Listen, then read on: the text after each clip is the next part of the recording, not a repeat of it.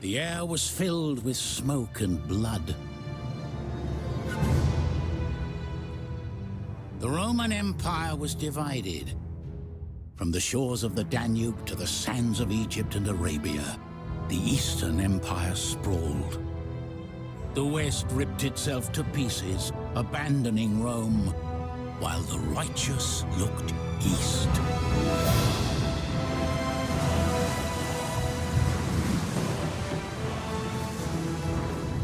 The sun rose on Constantinople, God's new city, where the spirit of Rome prospered. Her people grew rich and powerful, paying neighboring kings to do their will.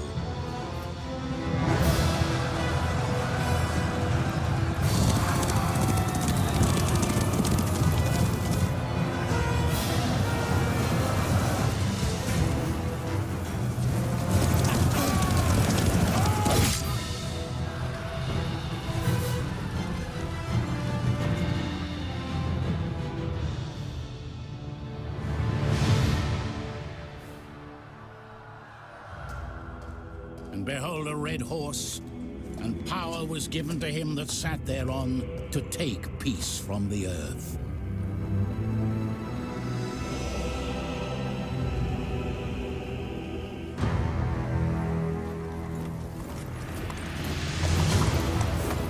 Romans of the Eastern Empire, those architects of a new age and forgers of a new empire to light the world, they made ready for war.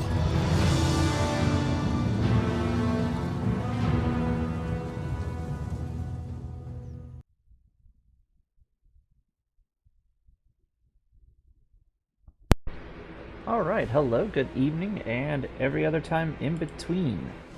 How are we all doing today? This is a early morning stream for me. And we're going to hop right back into it. I've actually been quite excited for this, just to honestly get right back in and finish up the Reconquest.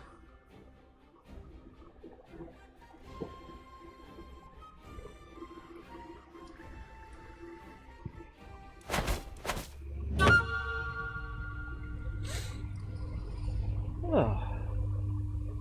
Alrighty.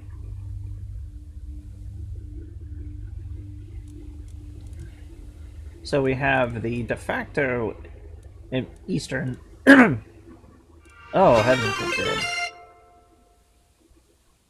Thank you, Arcane. 4 months. So we have the de facto provinces almost back under control. We already have Palestine and Assyria. And they're being incorporated in slowly into the empire. Now we are trying to reincorporate probably one of the most important imperial provinces, and that is Egypt.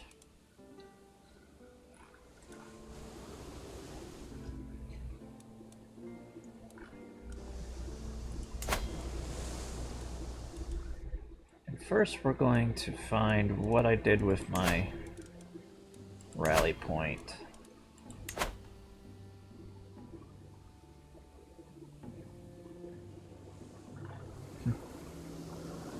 Thank you, Arcane's mom.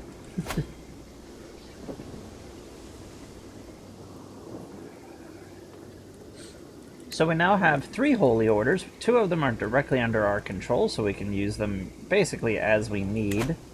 We can only have one of them at a time, and another one is brought up by the basic head of the Orthodox Church, which we've fixed after the end of the last stream to make sure that he's properly our vassal and stuff like that.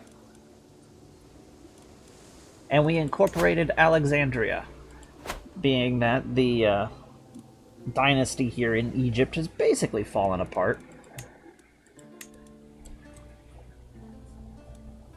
And now looking at what we have, we're going to do a pretty big just mass declaration of war.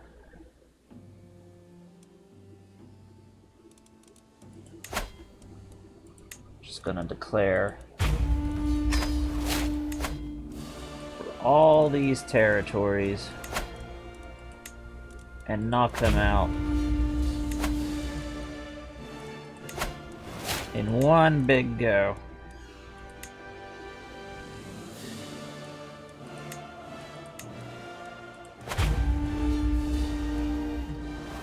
As much as we can.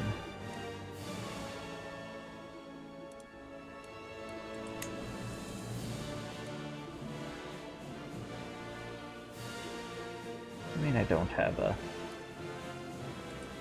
Alright, it's only the territories I'm touching, I'm guessing.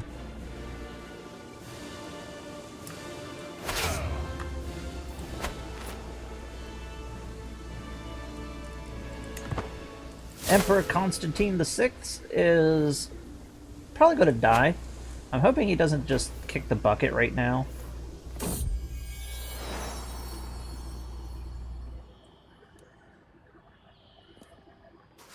Oh yeah, I forgot we have to actually border them for a holy war.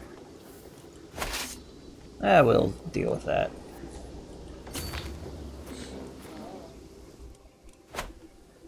So if they even remotely cause a threat, we'll have a fight in Crusader Wars, but so far the Islamic powers just have not been able to properly resist us.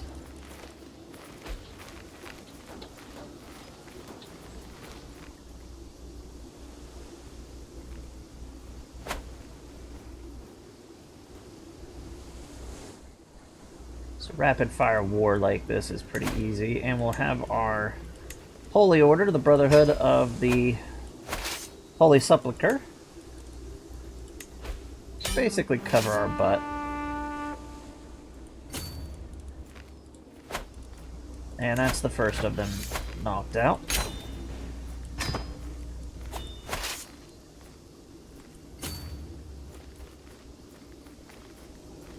We are going to go down here and beat them down.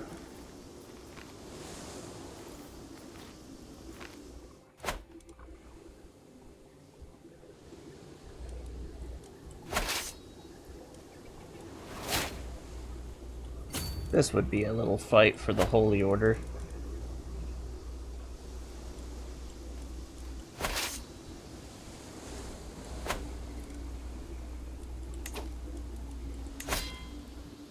We're gonna see if they actually come up, but take the opportunity to reset our things. All characters, because I like to fight the battles. If they actually join in time, and they didn't.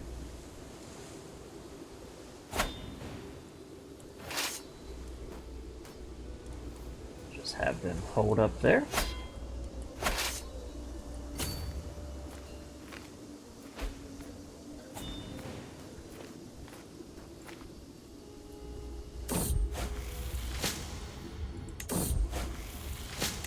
Excellent work.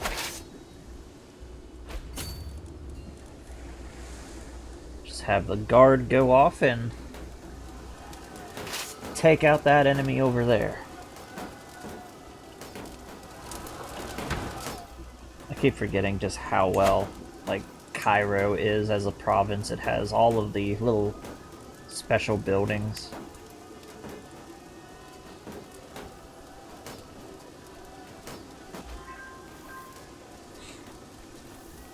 How did that go for you, Arcane?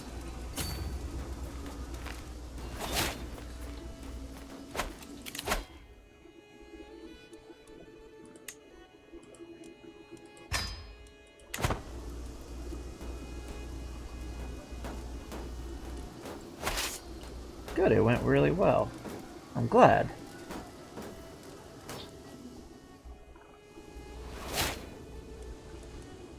Getting into a profession that's very close to my heart.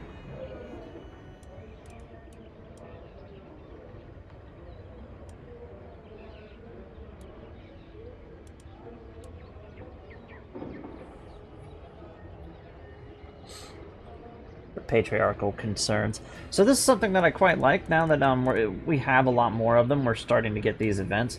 So In the Imperial Patriarchal Church, basically the Eastern Orthodox Church, during the time of the Romans, it did eventually change as it was going.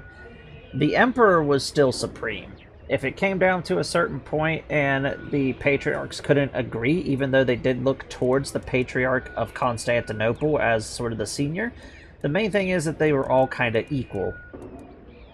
But when it came to like new realms looking, when they would ask, they'd be like, oh, head over this way. But if a dispute kind of happened and got to a certain point, then the Emperor would step in.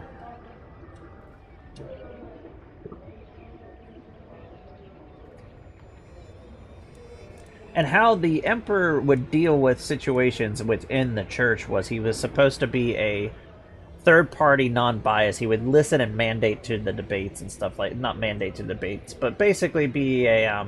hear both sides and then render judgment. Basically what we're doing.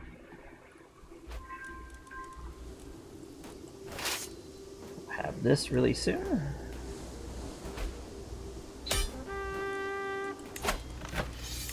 That's Cairo brought back under control.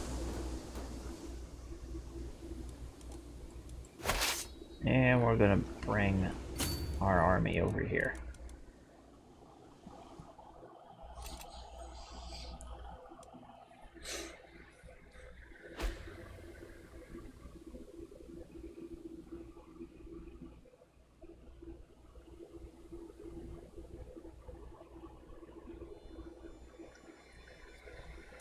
Yeah, like I was telling you before you start, a lot of college professors are a lot more laid back than what you would deal with in, like, standard education. A lot of them just don't have time for BS, to be honest.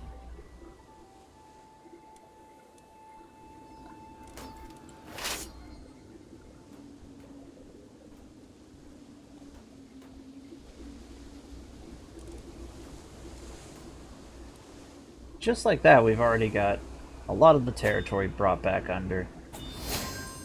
We just hit at the right time where the Empire was really strong. Like, we were basically really strong, had a good opportunity to deal with anything we wanted and how we wanted it.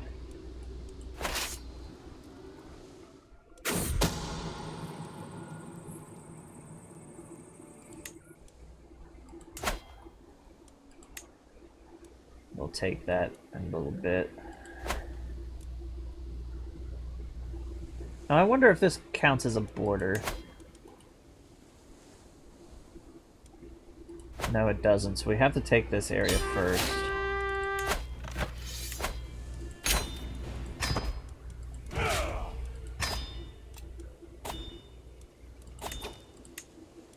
And just like before, we're going to go ahead and create these titles, usurp, and create. And we're going to just grant them to people of younger age who happen to not be inheriting.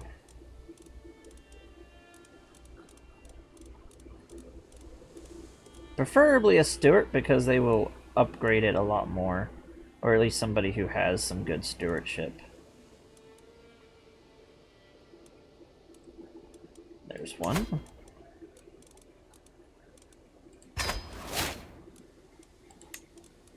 When you get new territory, you definitely want to make sure you have a steward vassal,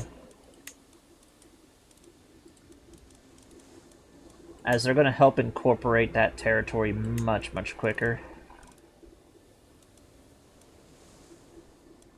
And if you don't have one of those, then you want to make sure it's at least a military one, because then he's just going to beat down any resistance.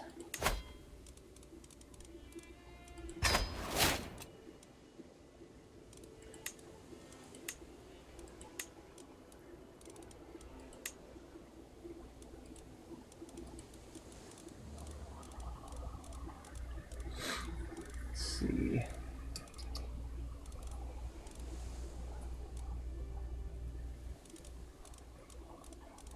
Definitely want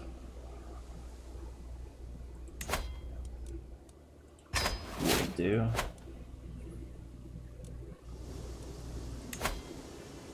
And again, we're just gonna place, and since we have so much stuff for a holy war, we're just going to declare for the duchy.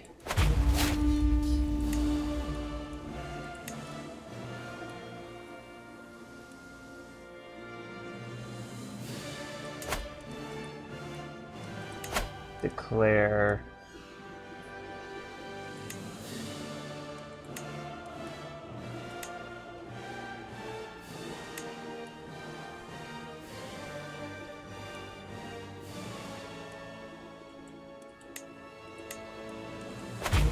there.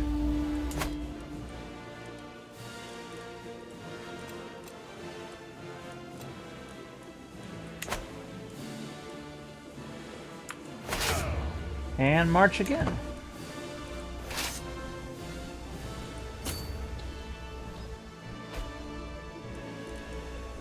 I said this during the last episode, but something I really like about Egypt is just how fortifiable it is. Like, anything coming up this way has to either come from the coastline or come through the Nile itself.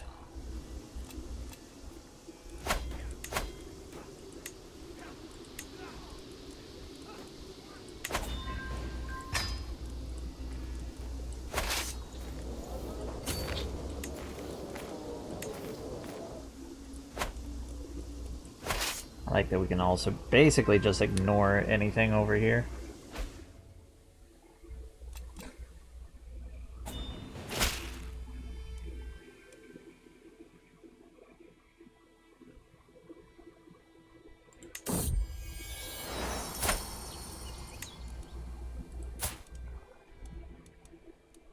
The Duchess of Bulgaria.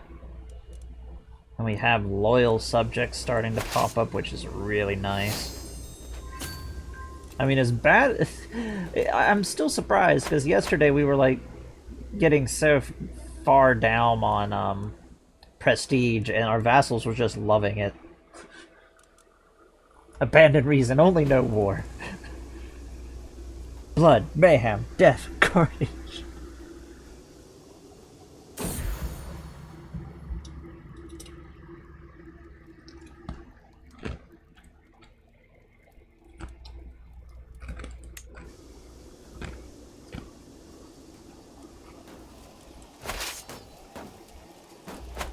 And we are getting to the point where we're really starting to suffer from age.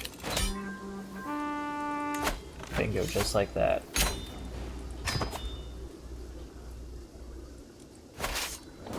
Guess we'll head up this way.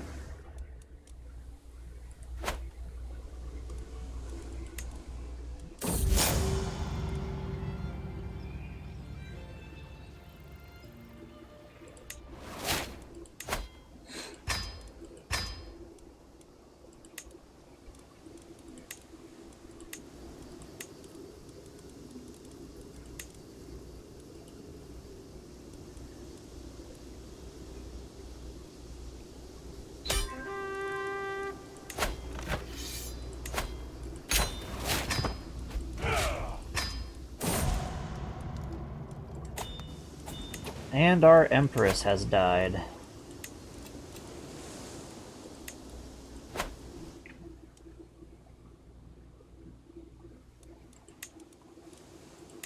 So we are not too far behind. Usually at this age, that tends to be what happens.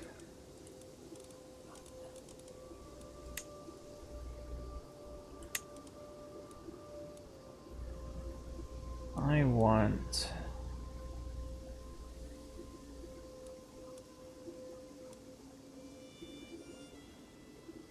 You'll do, you're an educated person.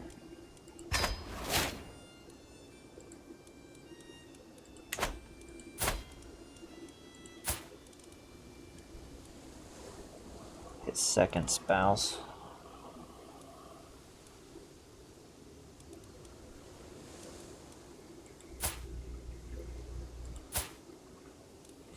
I think we'll give him this territory here. Let him have like a proper holding.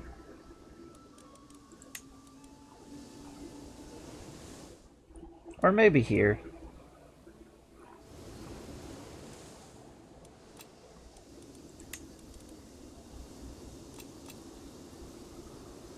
Nothing like too crazy.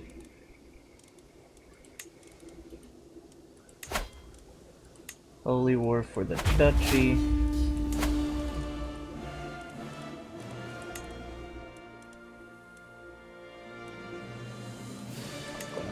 Create it, but we will.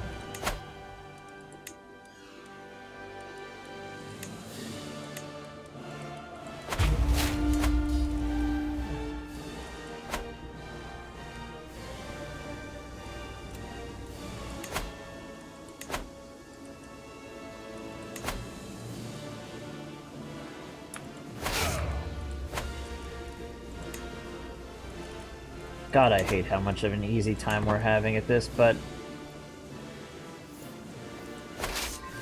it's working.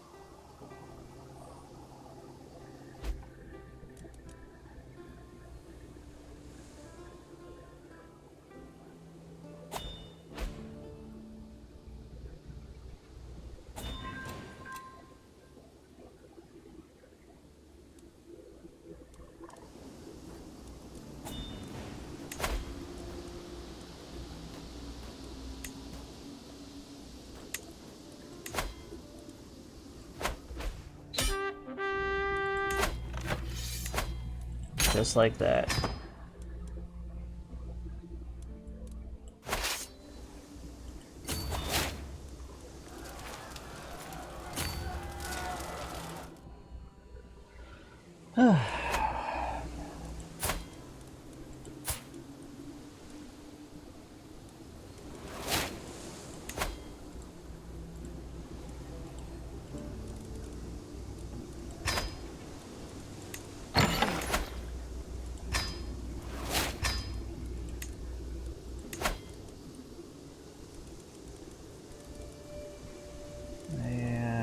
Grant this territory.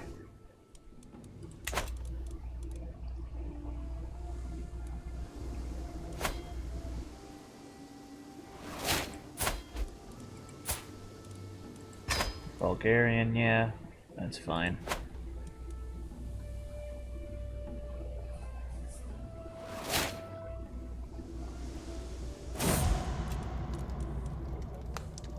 Curse undone.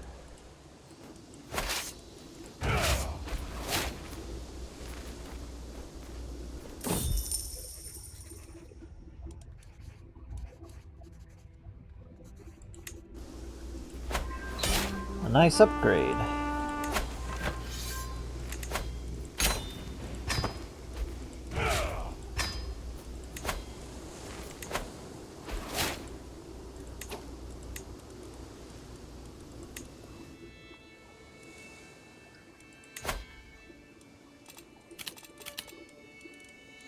I believe that should be everything. Yep, one more.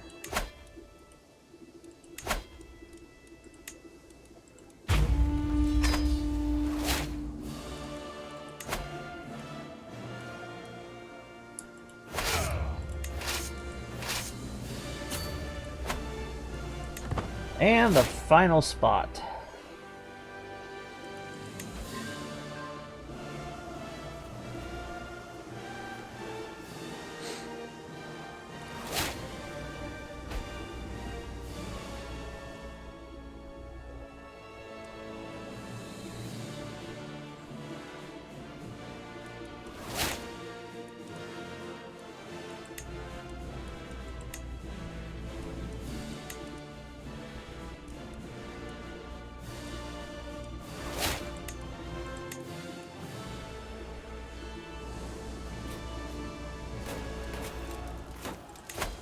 Move this back to Constantinople.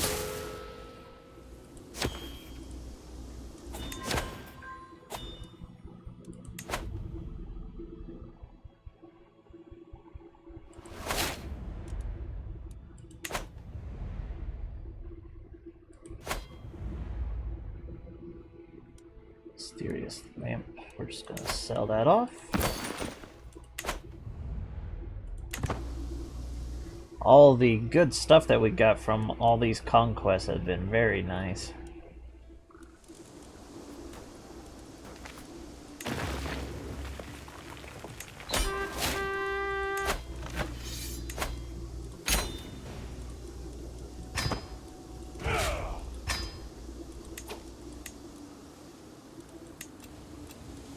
And finally,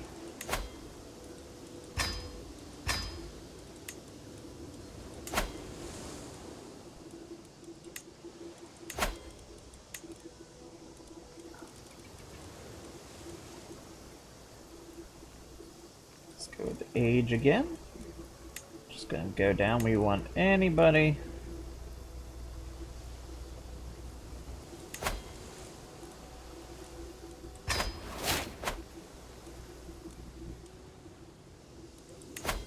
Down this way. I do want one more territory.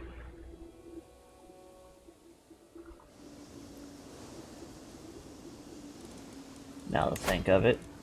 And that's just purely to shear up the defense.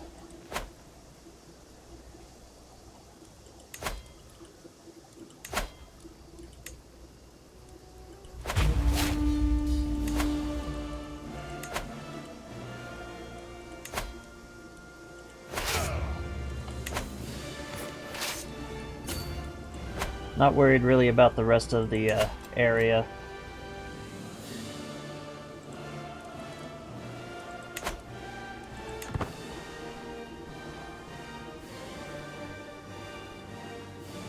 The Western Roman Empire exploded basically when the oh,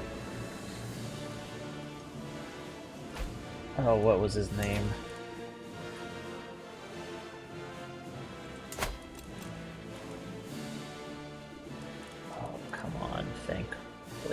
But when the priest took over the empire and was established by the Pope, and the Pope basically regained its complete independence.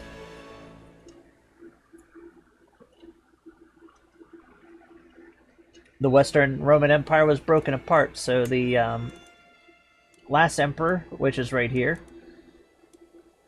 is ruling in Dalmatia, basically in a rump state of the Western Roman Empire. Just kind of funny enough, kind of like how it actually happened historically in the 400s, so it's just sort of repeating history there.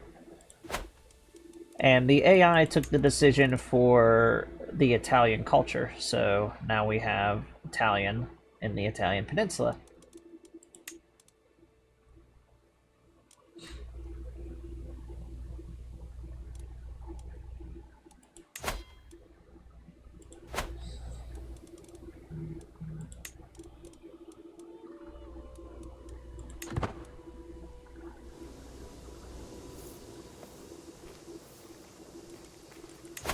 Now we want to make absolutely sure we're not having any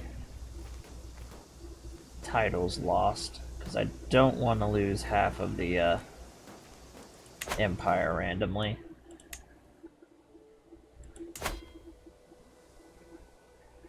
Good, it wouldn't be enough for it anyways.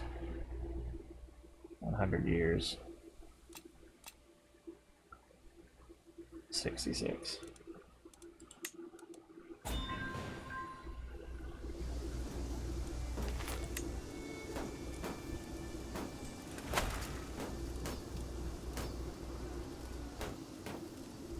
And bingo.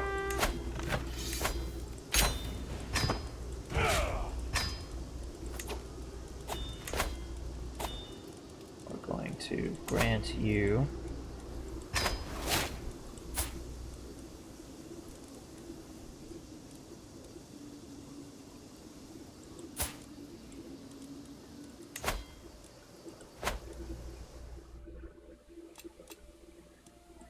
And finally, this little subsection is done. Now, this doesn't mean the playthrough is done, but we finally have restored the Eastern Roman provinces back to the Empire.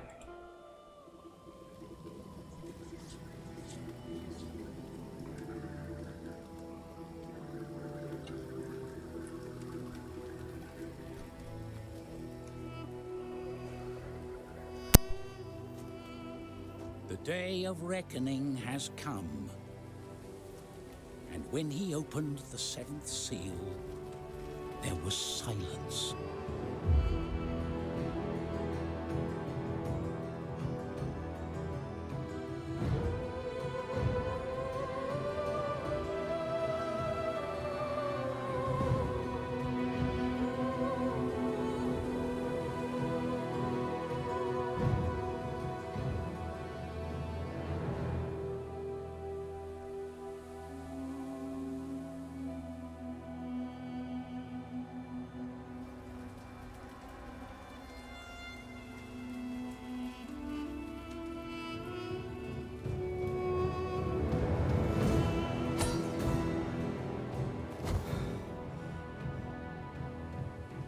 Let them bathe in the warmth of the sun, for they are the faithful, the righteous, the strong.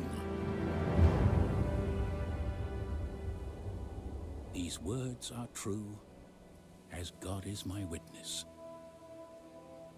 It is done.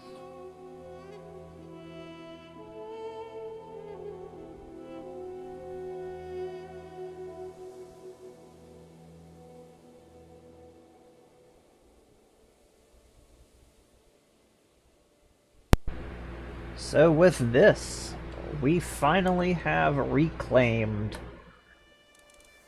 the rightful territory of the Eastern Roman Empire. Now it's time to just sit back, reincorporate it, make sure we have everything going. We need to definitely absorb this into orthodoxy. Which it won't take too long. Our vassals are pretty quick on doing that part. And now comes the question of, should we manually convert everything into our Roman culture and continue the policies that were started clear back in the 200s, which was basically anybody who lives within the empire is part of the empire. You are effectively Roman. Now, there would be little sub-nicknames for, like, regional type of things. Like, here's a fun fact about Roman history, especially in Eastern Roman history later on, is if they had, like, a regional title, like the Armenian or something like that, that was kind of a nudge and an insult, actually, to the emperor, because that was just basically calling him a foreigner.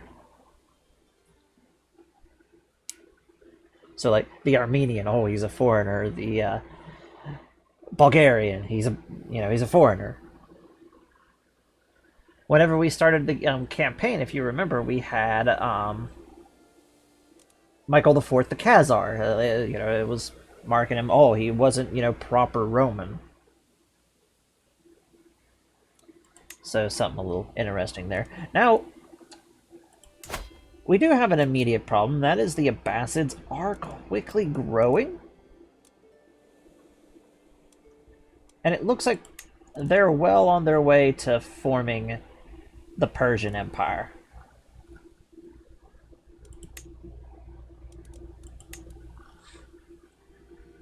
So something I was thinking of doing was grabbing basically these areas here. In addition, and kind of creating a basically one of the kingdom titles, probably Armenia, and giving it to him, and basically having a client king as a border state. He'll still be a vassal and all of that within the empire, and his territory would be within the empire, but effectively this zone will just be ruled by him, and he could do what he pleases so long as he stays within my rule.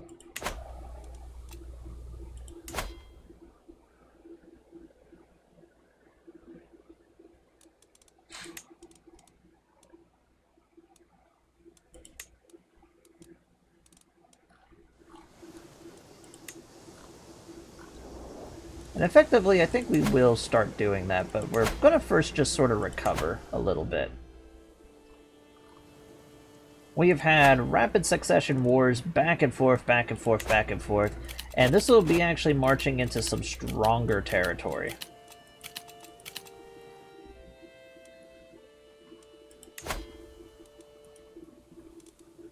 Finally, we're going to grant Antioch because we can no longer hold. We're at the max of our territory and what we can physically hold.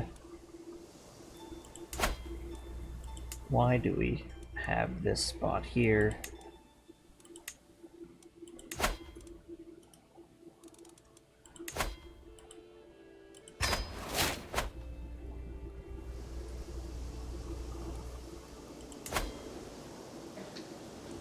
Constantinople is offering a lot. We're at 34. Rome's at 31, so we've definitely surpassed Constantinople.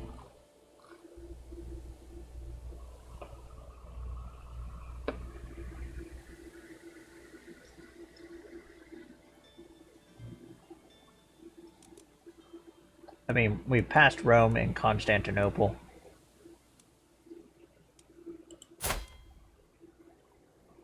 Let's see.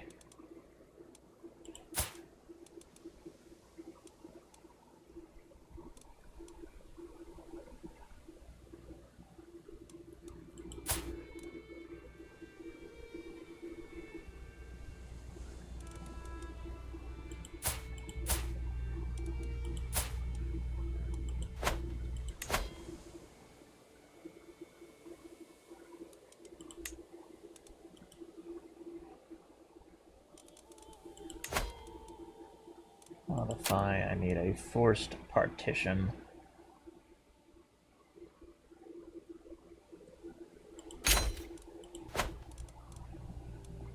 Just to keep that from being an issue.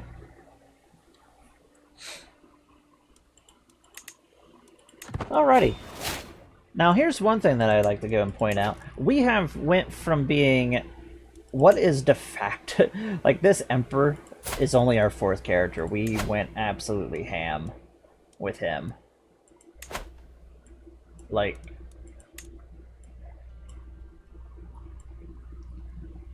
he's only our 3rd character, sorry.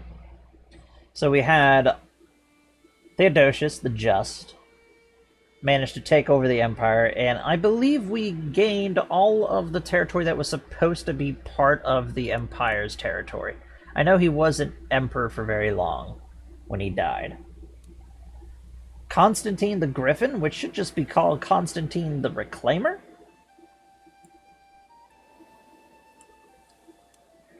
has basically gone from the de facto territory that we have to all of it. Just claiming everything. Constantine the 7th, which is our 2nd-born son, is on his way.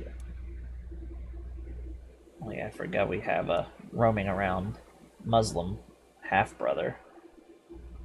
But Constantine the 7th will be the first of the born of purple, and he'll probably be the one to continue the campaign. Then we have Emperor Valens. What will become Emperor Valens. So our dynasty is really, really strong. Just from this. And even though Crassus is, not Crassus, but Cassius? No, it's Crassus. I can't talk. Even though he is the dynasty's, like, founder and otherwise, like, the first one to go on and start really going and doing some stuff, and he did some good, you know, internal things. When it comes to, like, the first really, yes.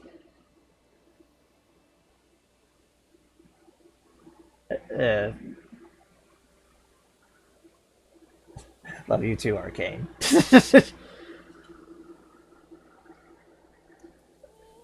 I need the abuse.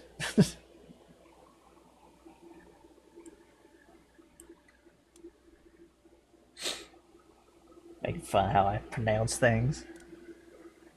But Constantine. the sixth is definitely the real big, like, this is the one that really cemented our dynasty.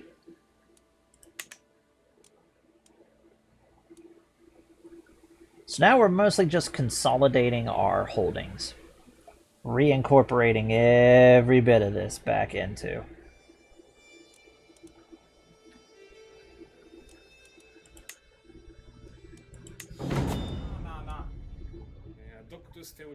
That works.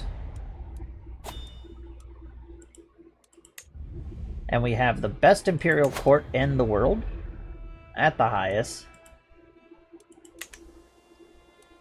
And mostly now I am just waiting for any of the historical spawns that come in.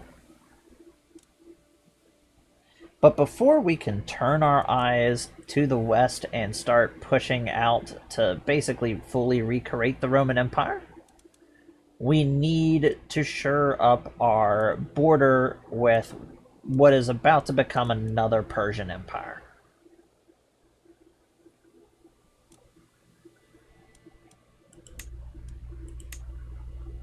And that's going to be an interesting.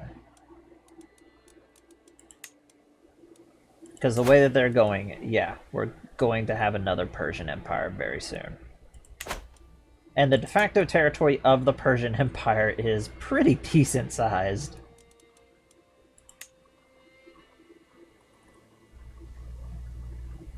And it's basically going to be returned to the Caliph as well, because I'm pretty sure they'll incorporate these areas here as well.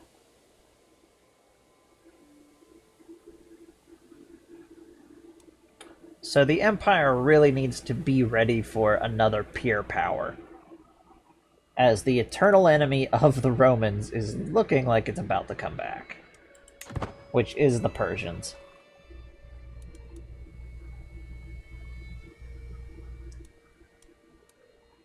Now, as we sit here and just let time tick and kind of poetic,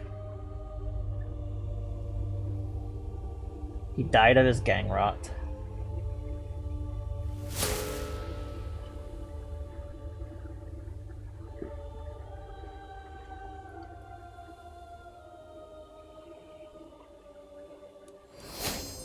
Rest in peace, Constantine the Reclaimer, or Constantine the Griffin. One of my most successful characters, to be honest. Reclaiming this entire territory with one character is actually quite the achievement. But now we're on to Constantine the Seventh, because here's the fun thing. Constantine the Sixth was sort of a meh character. Constantine the Seventh is a very good character. Long live the Basileus.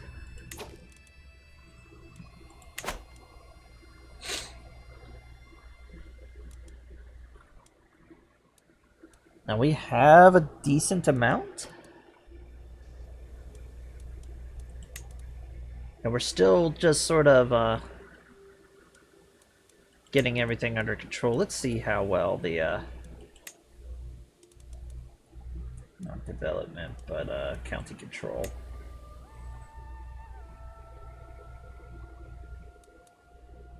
So yeah, Egypt is still pretty hostile to us. It was just rapidly beaten down. But besides that, the Empire is still relatively simple.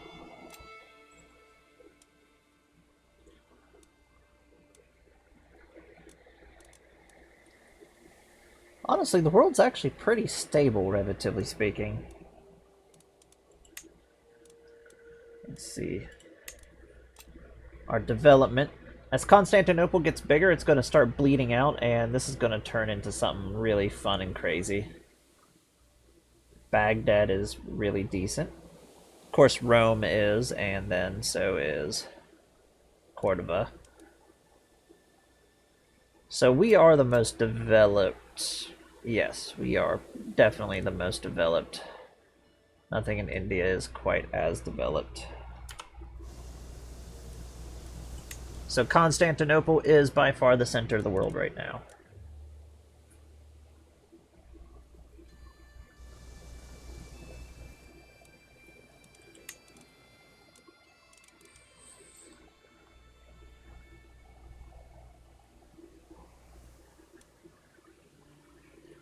Now comes the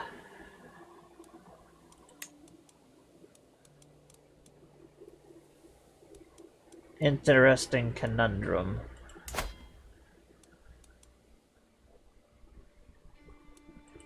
It's like, do we want an Armenian, a Georgian, or we could have an Assyrian?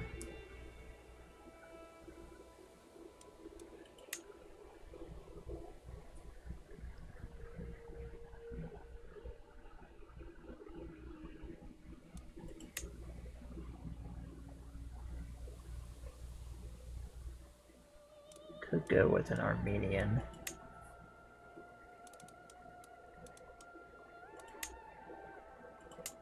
This house, or let's see, Buggeroni still like around somewhere. Doesn't look like it.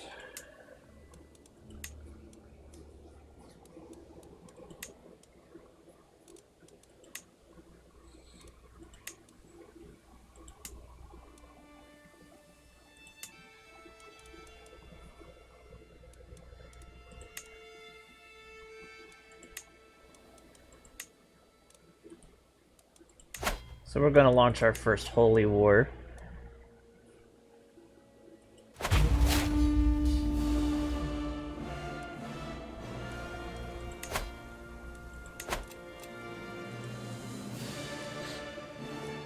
And we're going to begin what will be the first real mission. And he needs to be under authority to better get control. But we need to make a vassal who is basically a rump.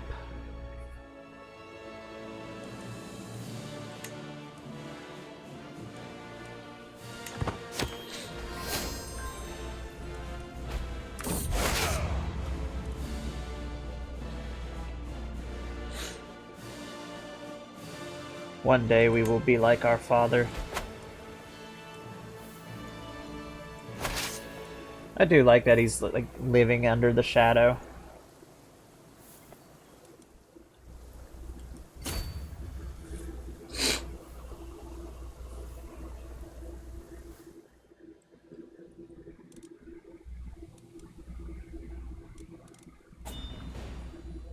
This is broken apart, but Acho is staying alive quite well.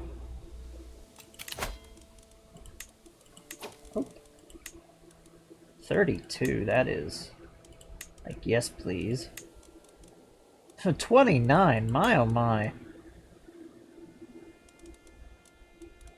What are they doing? Feeding these guys steroids?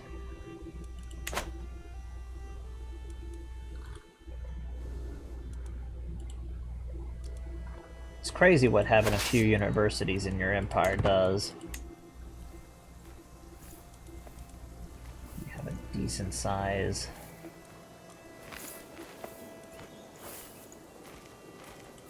State.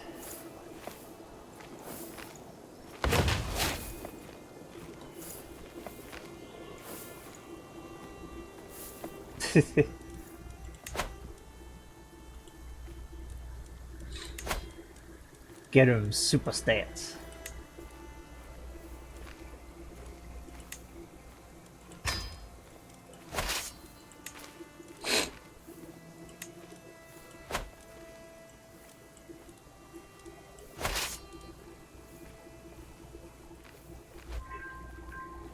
Okay, that's a decent sized army, actually.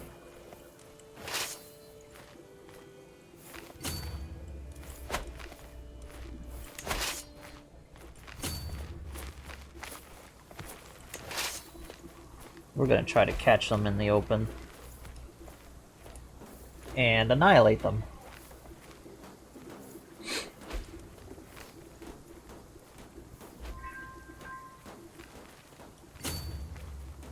Actually,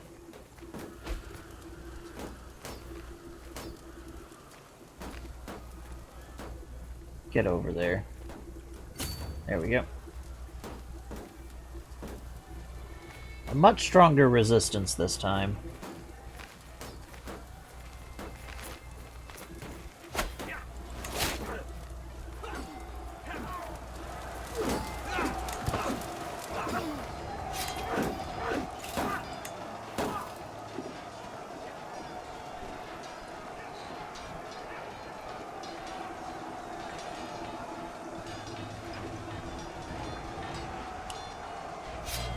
First time we've had the need, even though we outnumber them slightly. For the first time we've actually had a proper need to go into Crusader Wars.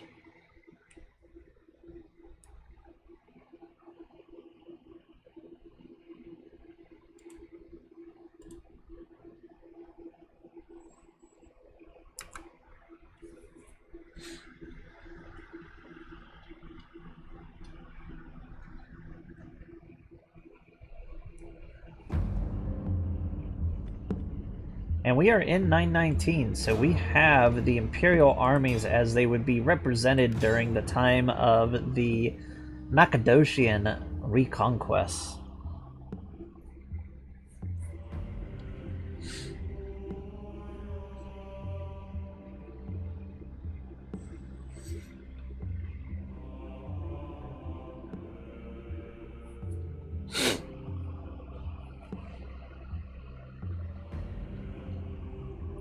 And it'll give me a proper time to actually explain how the Imperial Army works during the 9 and 1000s.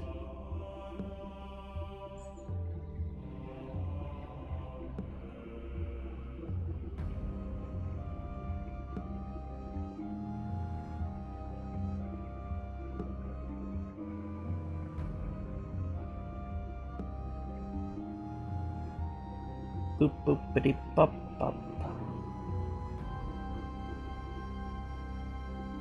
As it loads in here.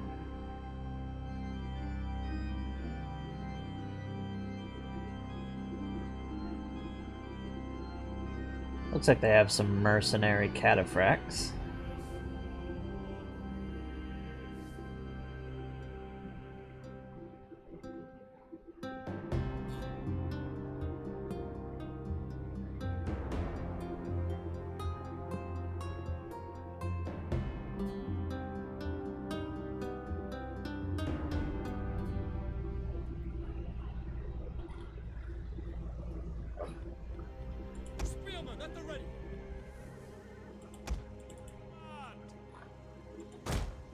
Let me see. Okay, we got that one.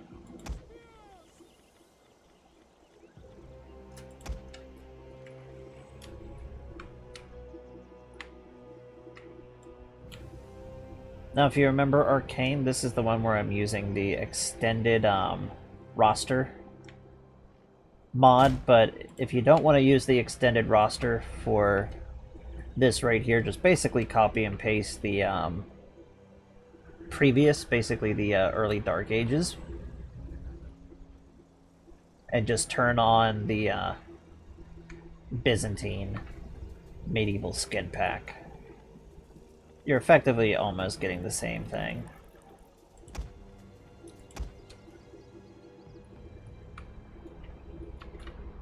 I'm gonna place you guys there as I organize the Imperial.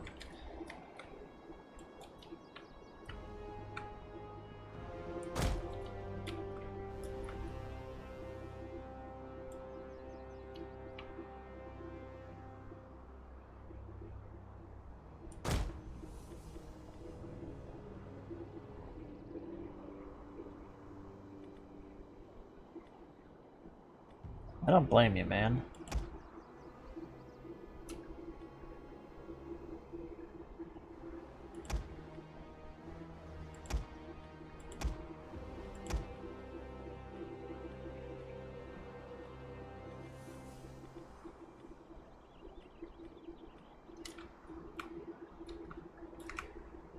It's these right here.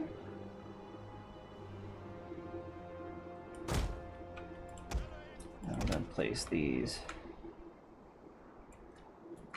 right here.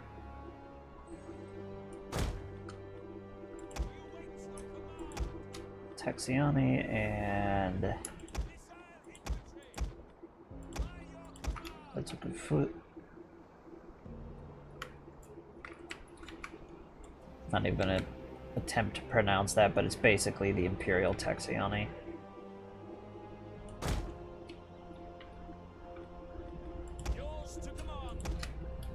Our Scout Cavalry, which are Bow Cav. goes over there, and our heavy cataphracts go over here. The general go right here.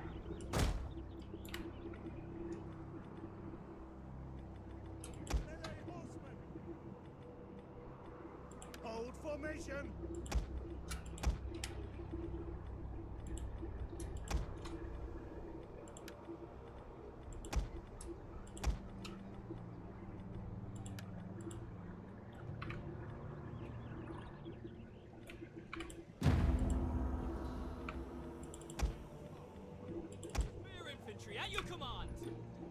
Alrighty, so during the time frame that we are looking at right now in the representation, the Imperial Byzantine Army, or basically the Eastern Roman Army at this time under the restoration of the Macedonian dynasty,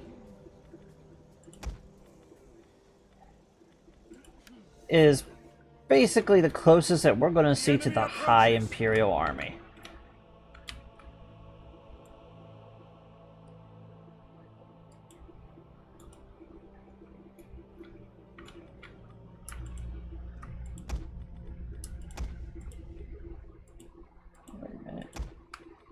Get you like that. Bingo. Alrighty.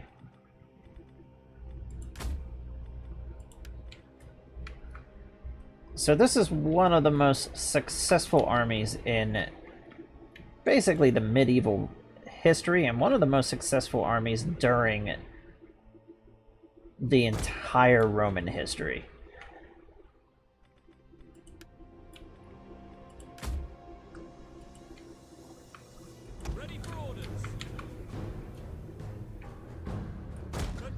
By this time, the Theme system is fully in effect, and it's at its...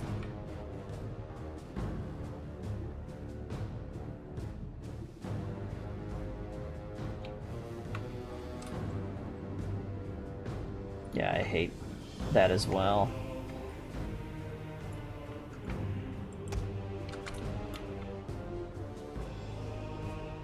Really? They're gonna try and rush us up here?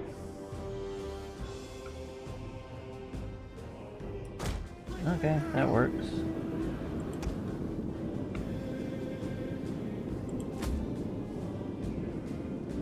Toggle skirmish.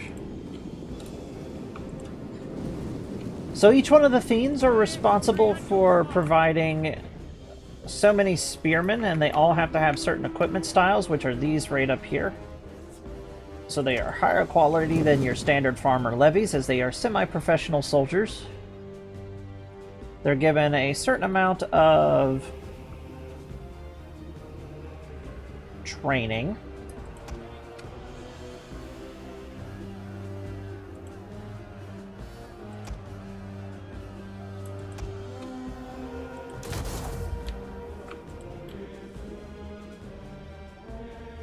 And thrown out here to basically fight and do the dirty work of the Empire.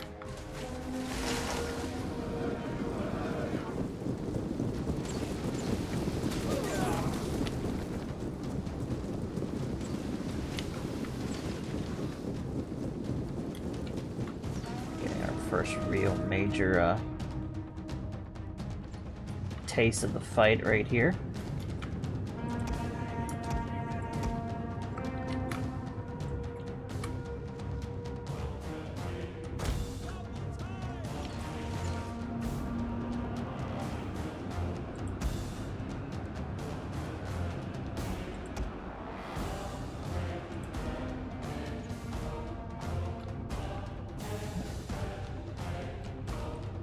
Yeah, it would definitely do a lot better if it was just a DLC, because Rome 2 is so much more stable.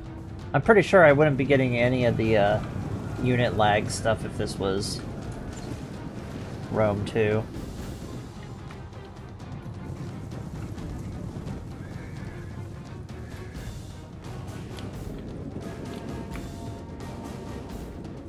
So during this time frame, we have no real rivals when it comes to the sheer capability of our soldiers. Enemy units have returned to the battle. That's how come they were so successful, and Rome basically just became the dominant state all over again. Lead formation.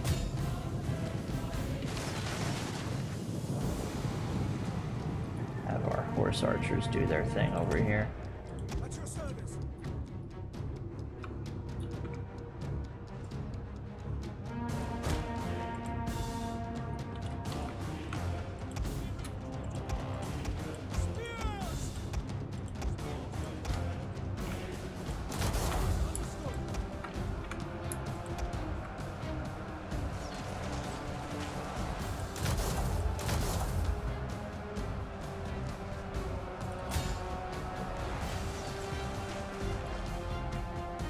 Basically, we're going to strike them here.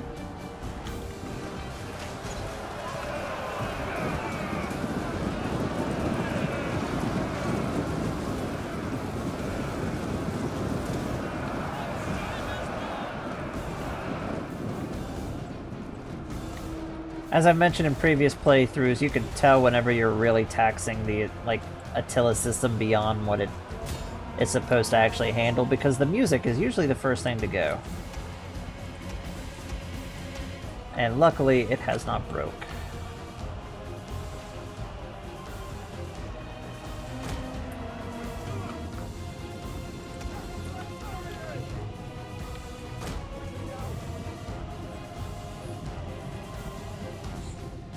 Yeah, Rome 2 looks so much better as well. And that's simply because it's more optimized.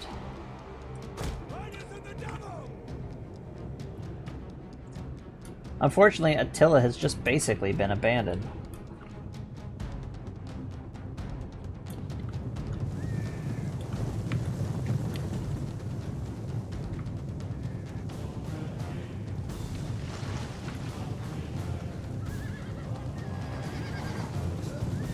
And our cataphracts during this era have bows. The enemy are losing their advantage. They're combined shock troops.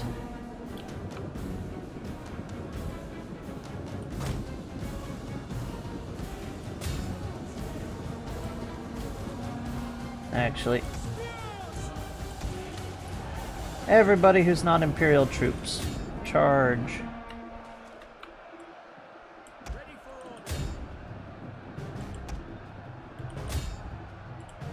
Now, unlike in the first era, our bow cavalry is bow cavalry. Do not go charging them like you were doing in the first era.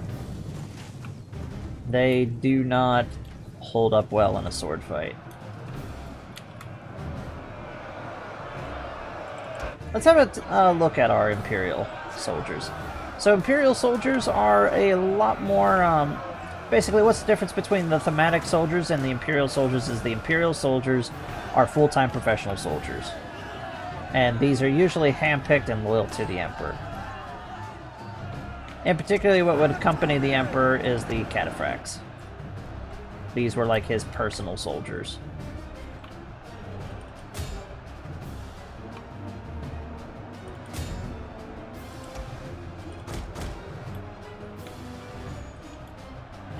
Enemy units have been rallied.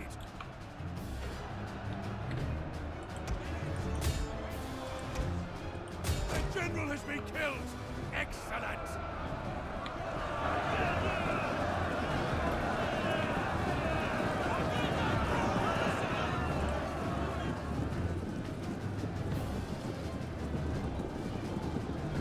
I have a pretty beefy thing. Like, it runs this out of the water.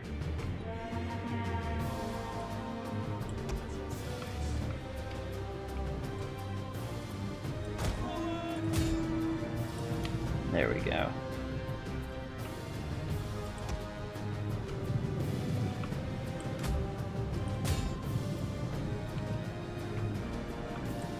Everybody go charge, do your thing.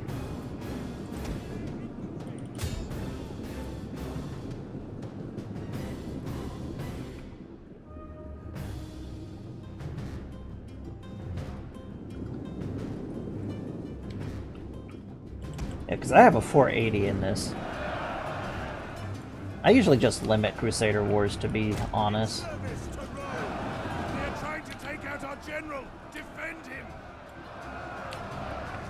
Understood. Try to get it to run in the,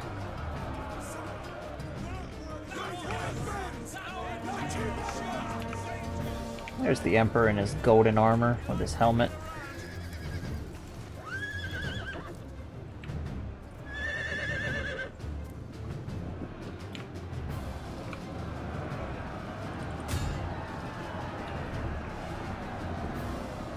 God speak good. We are moments away from victory. And the bad thing is, it could easily go and run it. It's just an old Attila issue. That Attila Total War just is not optimized in the correct way. And it never was. Because I'm even using the performance, like, enhancement mods and stuff.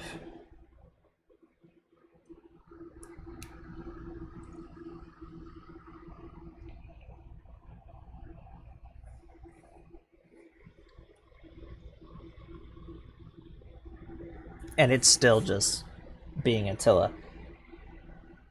But I guarantee if you were to do the same thing in Rome 2, it would handle it so much better.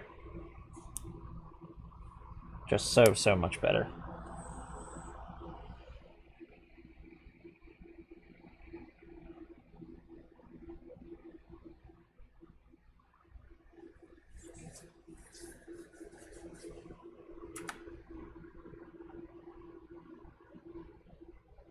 And neither was Rome 2.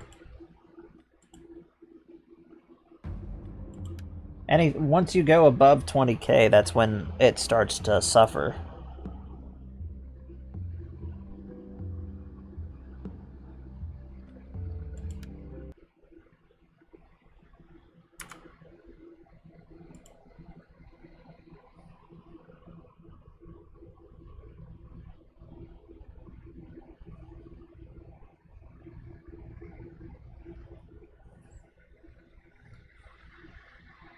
I mean, if you really want to run the bigger battles, just go to the, like, really bigger battles. You want to go to, like, the big tactical maps. But then you're just sort of, defeating the purpose of having Crusader Wars.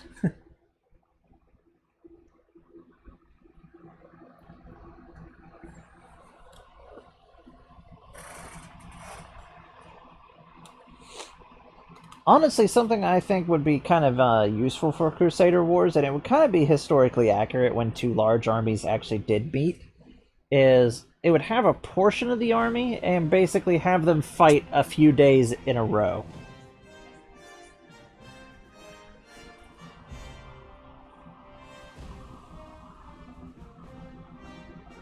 And just have multiple little battles when it comes to the bigger ones, and just chop it at 20. Just don't let it go above that count.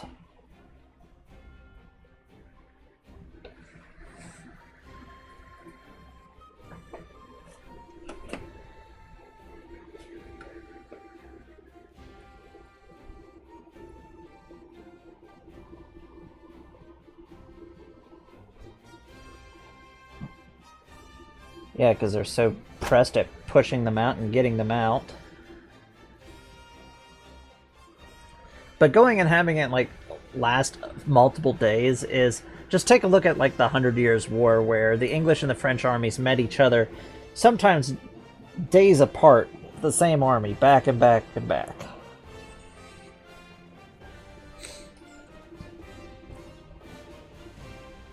Only occasionally during the medieval time frame would you see just giant armies beating the living tar out of one another in one big go.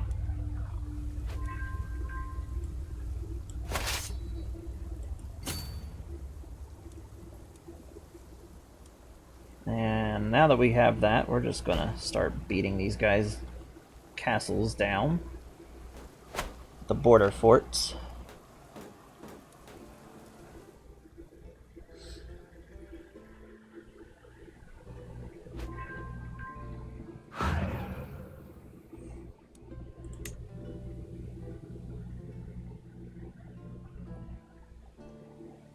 Yeah, I know. Somebody in the comments is also probably going to say this. Yes, there was the occasional battle in medieval history, especially later on, where you would have like 80,000 so troops. One of the biggest battles in European history during this time frame.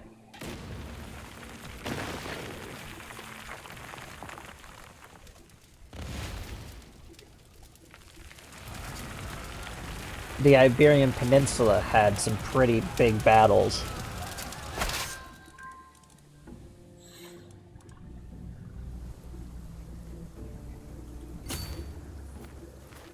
But most of the time, the two armies would bounce off of one another until they could find that real decisive hit, and they would have multiple fights. Especially the Mongols.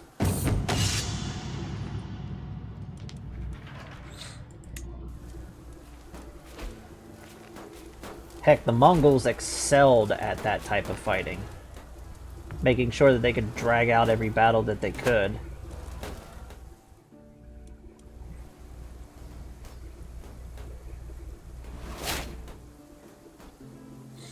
Like when they were invading Europe, they led a huge...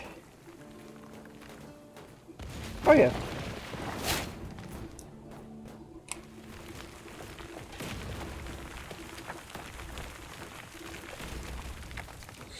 Unless they knew that they were in the clear for basically being victorious.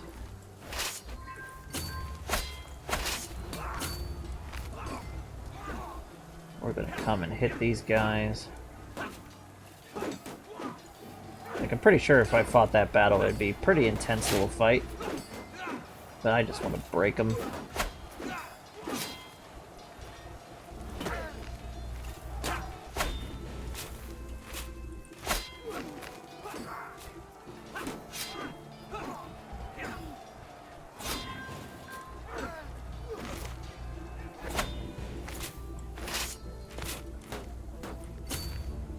Just send them all up here.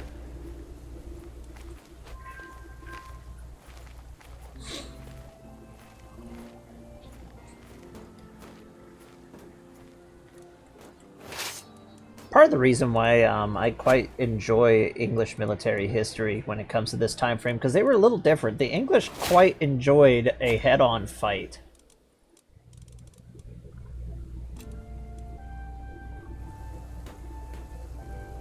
And being that both the Anglo-Saxons and the Normans both enjoyed it, it just made it a lot more inevitable for a decisive... basically for them to seek out a decisive battle.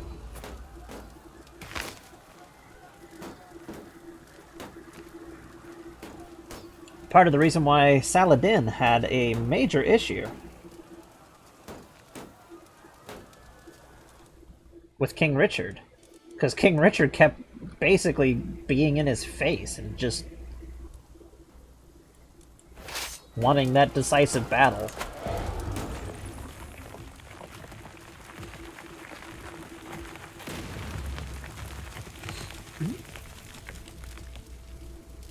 Since we have this, we should be full-on victorious.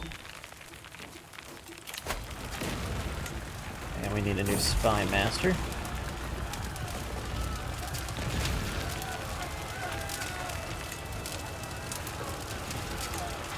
The trickster.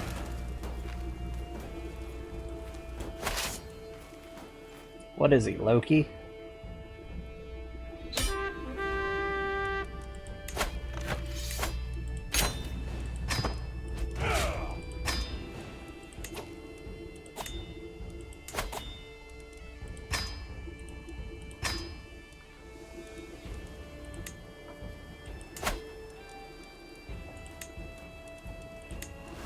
To a local Armenian. He's actually not a bad person.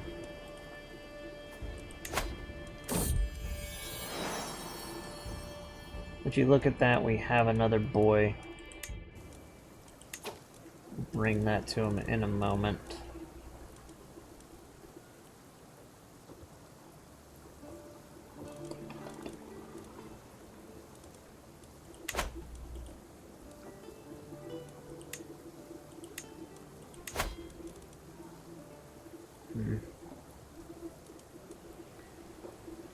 nice title for him.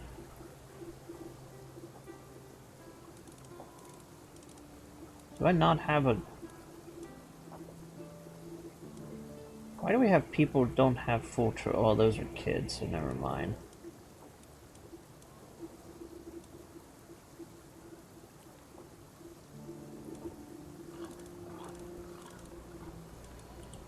Looks like the two of them will do.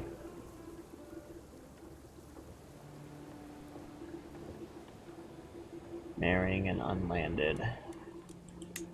Of course.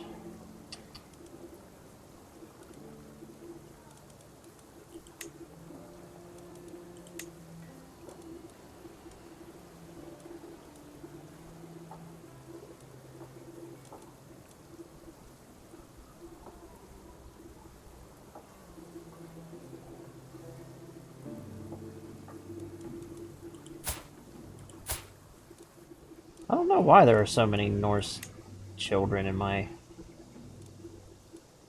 realm. I mostly just wanted to give them a tie to the Imperial throne.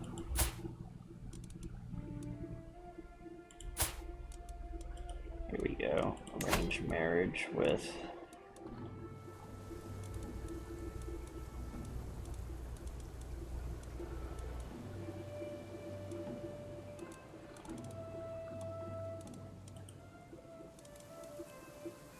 Won't accept an invite to the Imperial Court, of course not. We'll let him marry on his own. But he will become King of Armenia.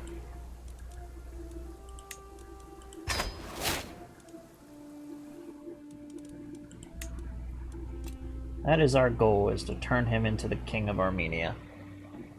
And we'll first try to grab basically the Kingdom of Armenia and the Kingdom of Jordan.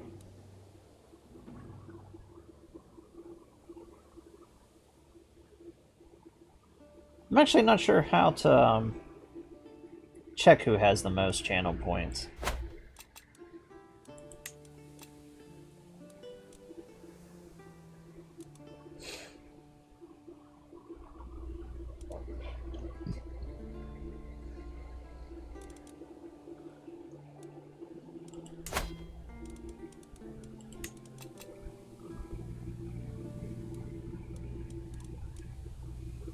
See if we can grab both of these.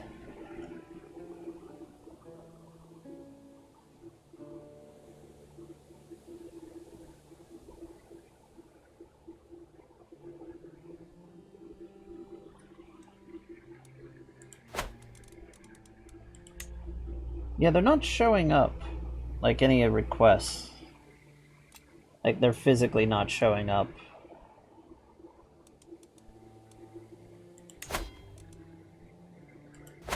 But yeah, better save the game.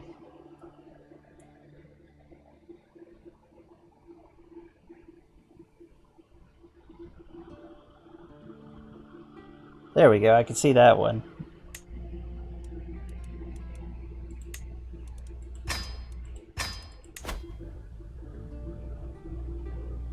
It's like I can see that one.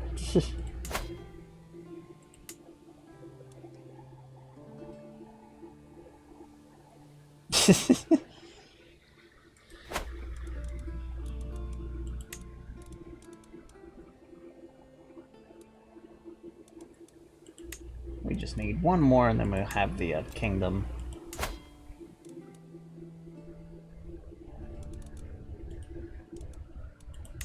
And we're gonna go ahead and just do it again.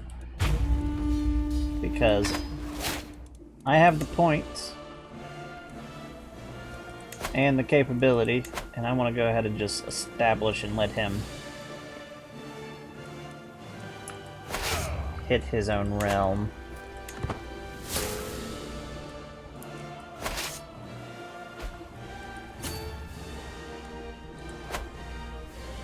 And we want to catch them while they're still off balance.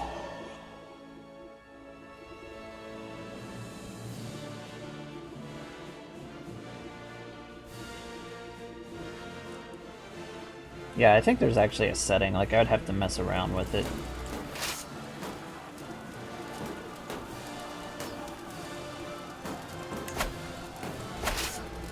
We're just gonna hit what we can.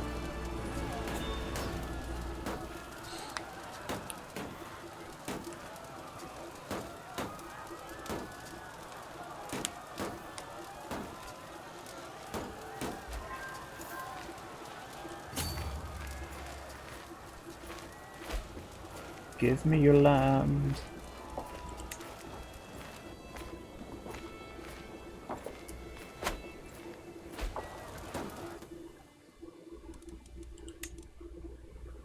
If they wanted to, I wouldn't mind even letting him be his own, but he won't switch on his own. He will stay orthodox.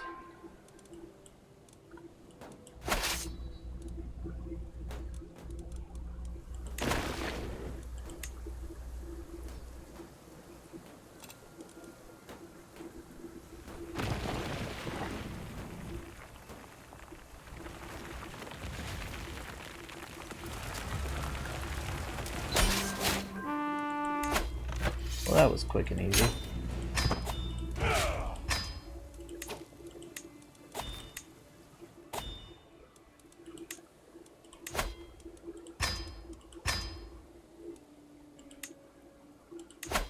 Armenia.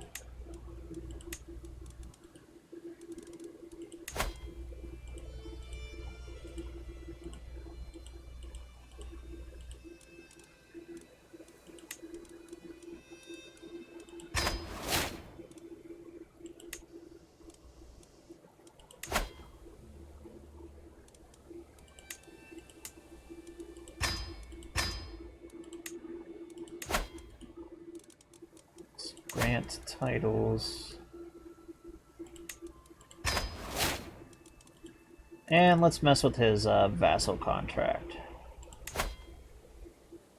I want him to give me high feudal levies. Basically going to be one of our main I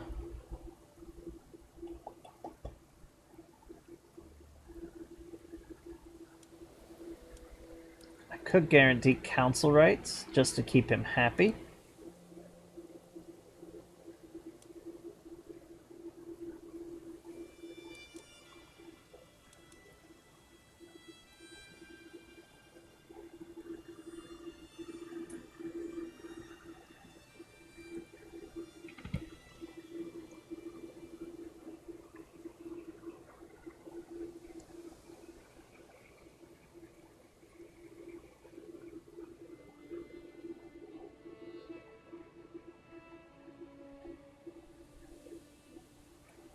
Yeah, I'm just forgetting if this lets them declare war. I don't think it does. Like, I think I have to actually sanction.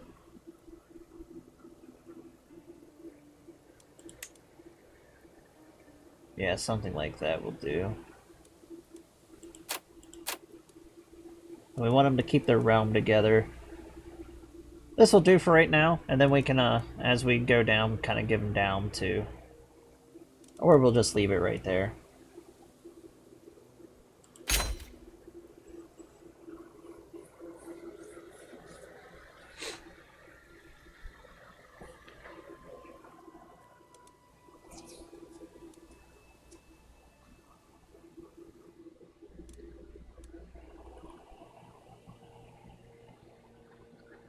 We have the wrecks of Armenia.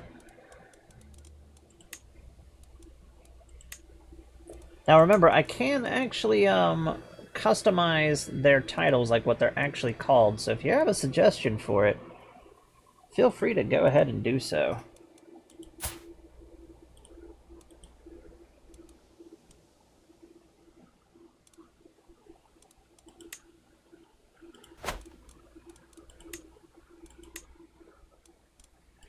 Now we still want to give him this territory right here. So he's going to have a nice size actual border kingdom, along with this right here. So basically this whole little area. That way they'd have to try to come through his kingdom.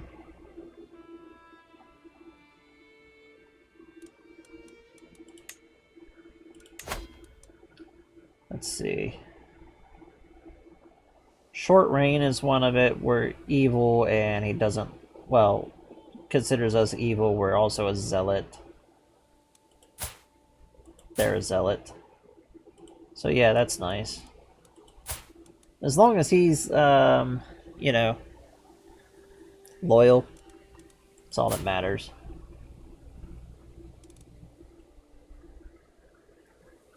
Well, at least we don't have to worry about him having a ton of kids. Another decent son.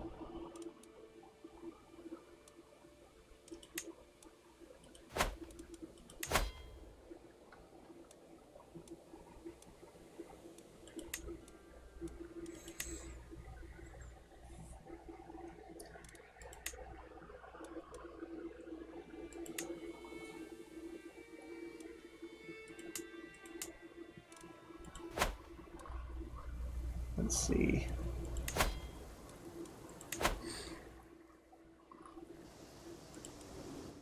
We'll continue the northern conquests a little bit later on, because I want to make sure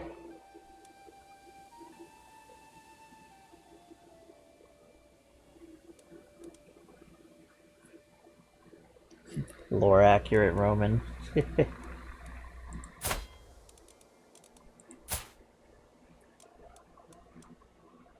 Our wife might be a glutton, but she has amazing traits. And we have 2 amazing sons. Hopefully they try not to, like, kill us. Or each other. Like, that's one thing we don't want right now. Especially since we got our name stretching across like it is.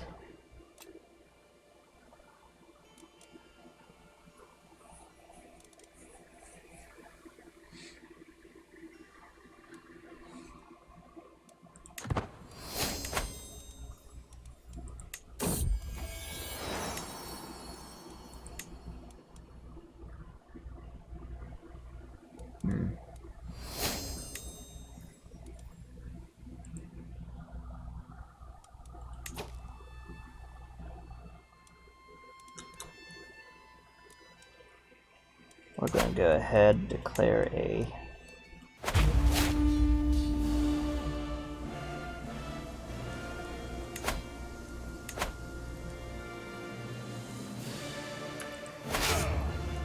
another war there, and hopefully they actually give us a bit more of a fight.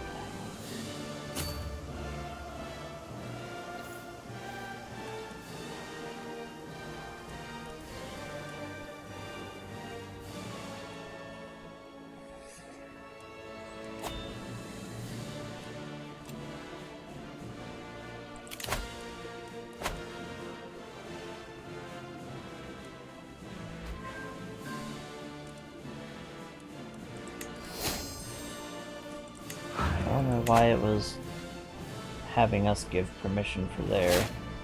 We don't even have just Upper Francia just being like a freaking disease up here in Britain.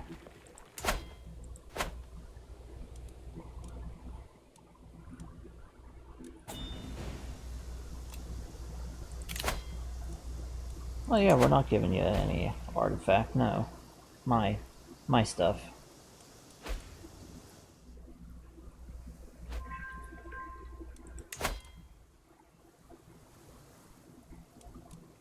You have nobody in the character pool. When they don't give out their territory as, like, the vassals and stuff, we're gonna isolate him because of his smallpox. Lovely. So yeah, if you ever have a vassal who doesn't give away any of his territories, because the character pool is gone, so that's nice. Hopefully that spawns in. Otherwise I'm gonna have to like manually just tell it to refill. And the outbreak's gone.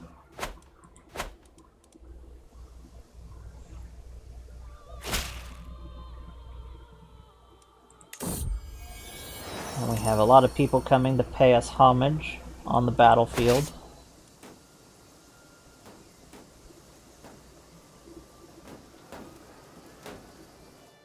Now the question is...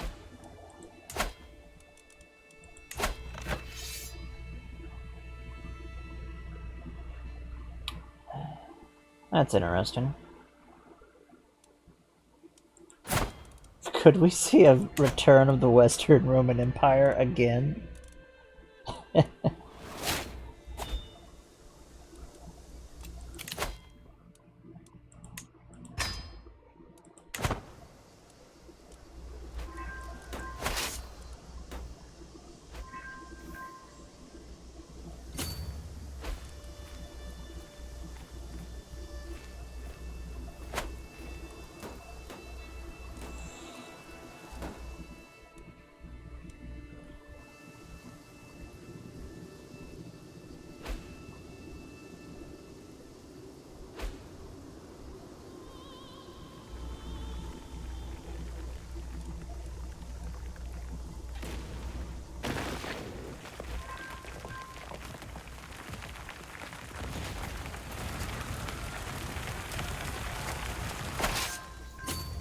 So why do we capture this? Let's talk about the Kirata system, or also referred to as the Kirati. So in the Imperial Roman Empire, basically after the collapse of the Western Roman Empire, Emperor Anastasius basically changed around a lot of the imperial system, and probably one of the biggest changes was really integrating the spiritual aspect of the Roman Empire to orthodoxy and all of that sort of stuff when it came down to it. But the paganism's almost completely gone. But the other thing that Anastasius did was he changed around one of the major factors that caused the Roman Empire in the West to collapse, and that was purely because the governor system in the Romans was a pretty big weakness. It worked at first, but it sort of became a problem. So basically, it was even a bit of a problem in the Republican era, but whenever the empire first formed, it kind of solved itself, but as soon as the imperial state started to weaken, it came right back. So basically, each one of the governors, so like the governor of Egypt, had complete control of what happened. Basically, it was his province, and he paid what was owed in whatever it happened to be, certain amount of money, troops, all of that sort of thing, and then there would be legions stationed within the province and otherwise. And he also tended to also be a military commander. A big example of where this turned into a giant problem was in the province of Britannia, where at any given moment there was roughly about 15% of the entire military of the Roman Empire in Britannia. And anytime that the empire would start having a civil war or start be weakening, the governors of Britannia started getting a bit of a notion that they should be emperor, and they would just march down with a large portion of it, a big old civil war, and it would weaken the empire and then it'd push it back. It's how come it was divided into two provinces, basically two large over provinces, and then divided into yet again 4 sub-provinces. So each province had 2 subsectors within each province. So you had Britannia, Ultima and Superia, or Inferia and Ultima. They changed based on the era. Gaul itself was divided into several different provinces. Hispania was divided into 3 different, but then there was the basically the over area, which is represented here as Hispania. Then you had Italy, which was just the Italian peninsula and the basic small Mediterranean islands, and then Sicily, Sardinia, and Corsica. And then you had the eastern provinces, which were pretty well thrown into some very big sections, like Greece and Epirus. And then you had basically what would be up here as it would change around. Like at one point it eventually became Dacia and stuff like that, as Dacia kind of got moved down. Then you had Assyria, Palestine, Anatolia. Ignore Antioch because the AI created that whenever we were playing. But basically what the Curiati system went and did is, no matter what happened, everything within the Empire is ruled by the Imperials. Even whenever we, to the exception of like what we're doing right here, every single one of these small fiends and their little ruling houses, because we're having to role play that we made it hereditary, so we're basically assigning a family to keep control of the fiend, but the fiend itself is still run by Imperial. It's directly owned by us. We're just entrusting that certain aspects of the bureaucracy are still being run by the Imperial, basically by people who are loyal to the Imperial family. And they would move them in and out, but generally, just like in real life, there would be small estates that would be in each province.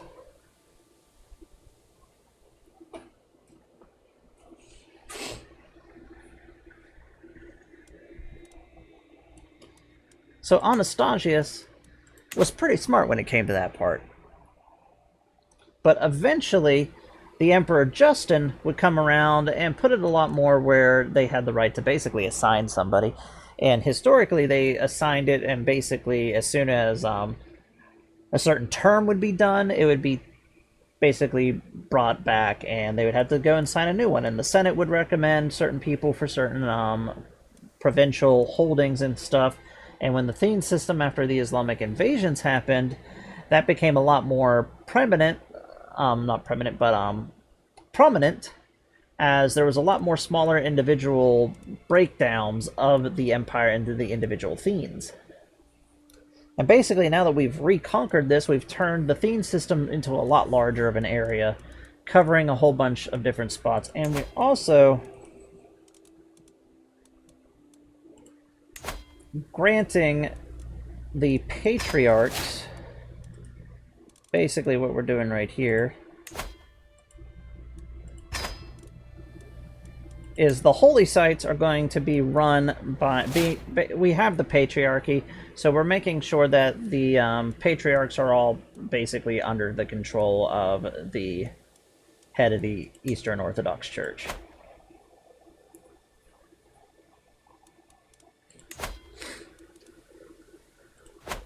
So we have that going on right now.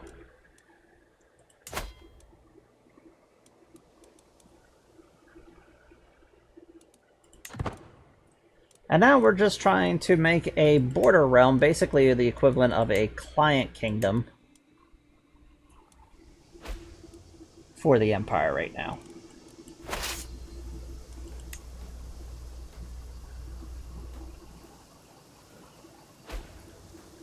So this will be the only area where Imperial law doesn't matter as long as he stays loyal.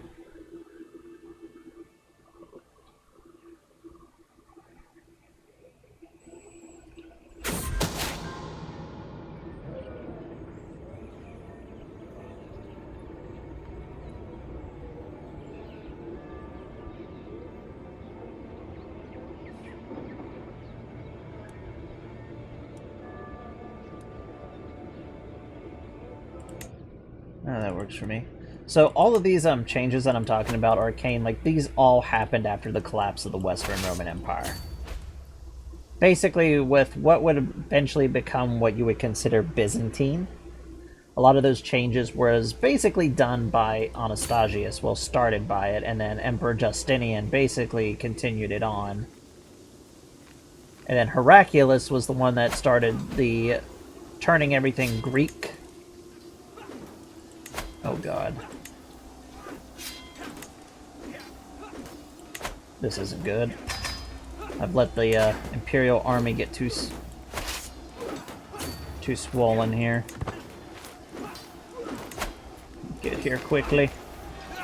Come forth, Holy Order. There we go.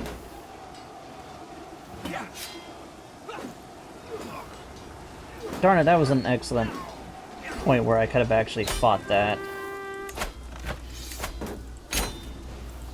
Should have done Crusader Wars right there. I didn't think of it. I was just like, oh god, let's not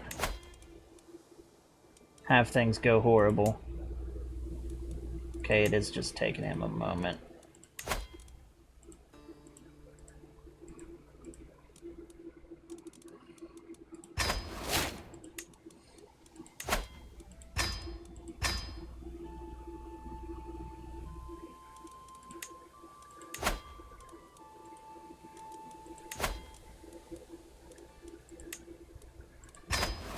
By the way, if you ever want to sit there and like really look up some interesting people, definitely look up Emperor Anastasius. Anastasius is a very interesting because he's the first emperor to rule completely by himself without a Western counterpart.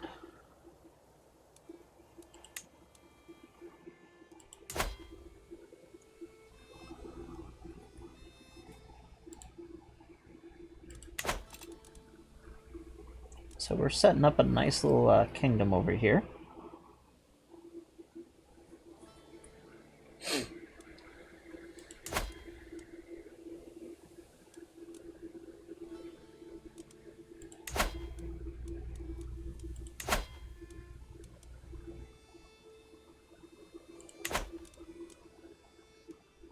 I like Armenia's normal setup. Now that they have this duchy, it will slowly switch to Armenia, and we'll have this whole area slowly incorporate into the Roman Empire. Just like these little areas here.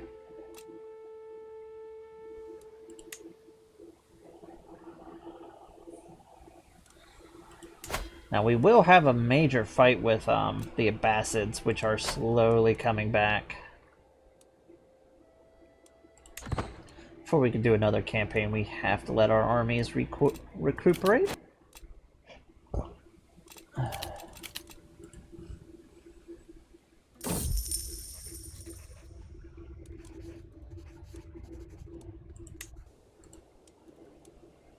Now, actually, here comes an interesting decision that we can go and make, and anybody in the chat can put in what they think. And I'll actually give a chance for YouTube to pitch in on this one as well before I actually do it.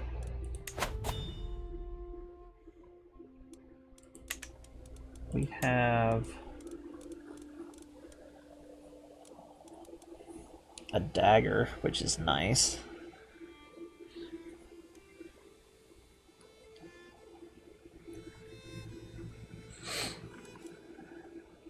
Prize brooch. And we're going to give this to the Patriarch.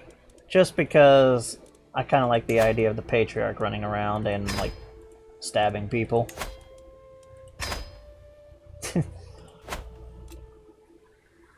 Kind of funny to think about.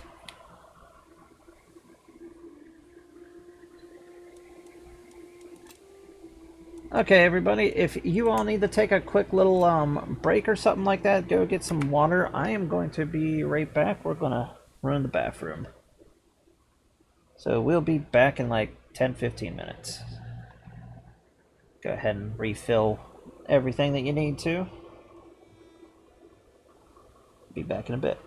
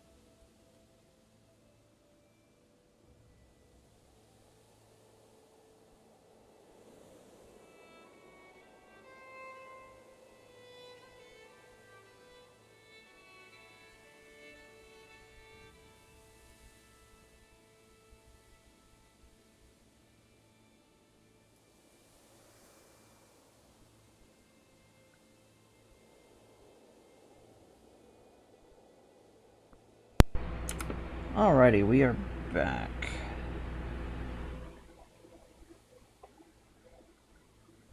So what we were talking about before also was some of like the changes whenever the Eastern Roman Empire became basically the Roman Empire, just by itself. One of the big things that changed after the collapse of the West was the basically the discontinuation of the what's it called, the Magisterium Militum position.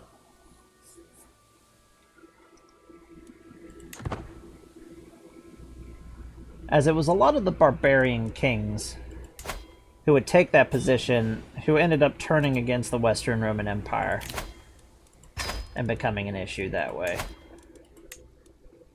And we're just gonna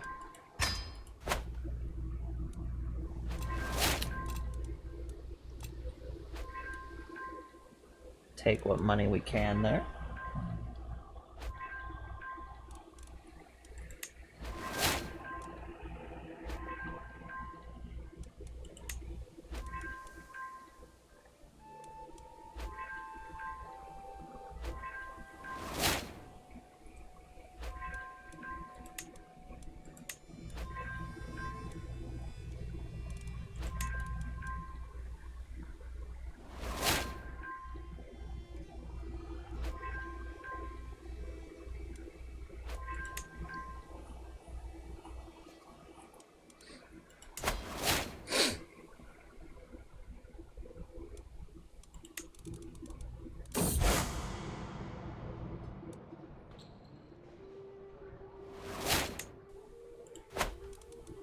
Now we're still in the process of mourning our father.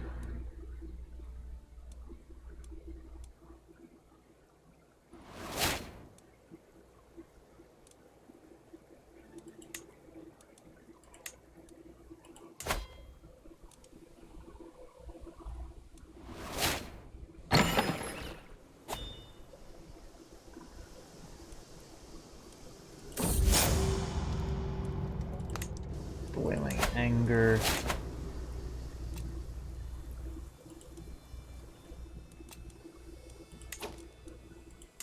We're gonna launch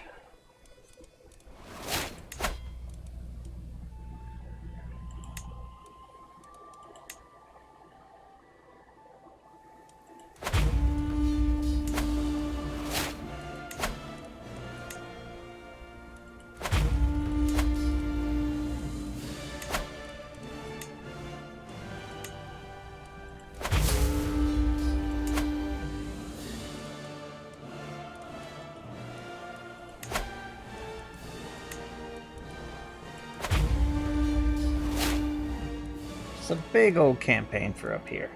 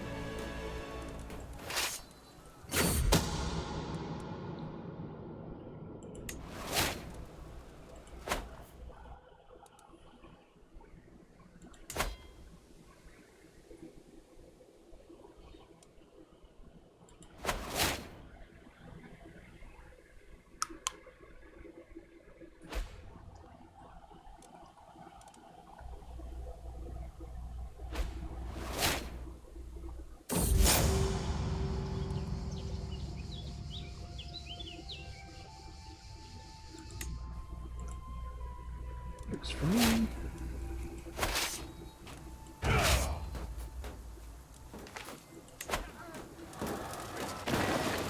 Just let the siege go on. And now that we're past the year 900, we're starting to go ahead, and in 10 years we'll be able to start picking up other traits. Well, not other traits, but other technologies from early medieval, and definitely want to get our siege equipment dealt with right off the bat.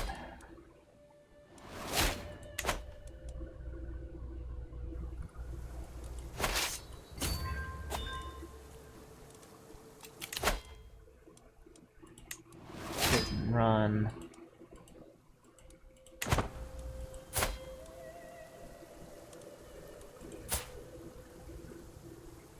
Our wife is pregnant again.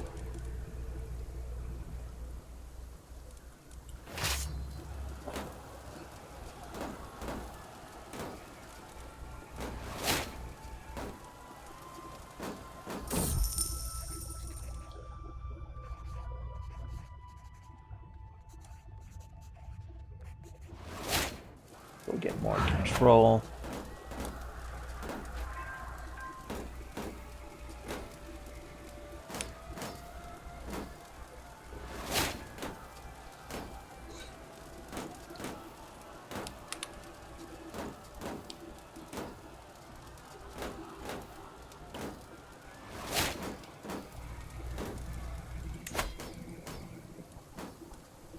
Now, while we're doing that, it's time to look at a decision, which is reclaim the basic Roman Empire.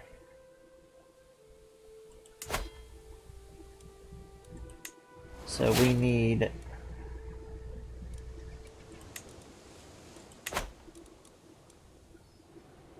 basically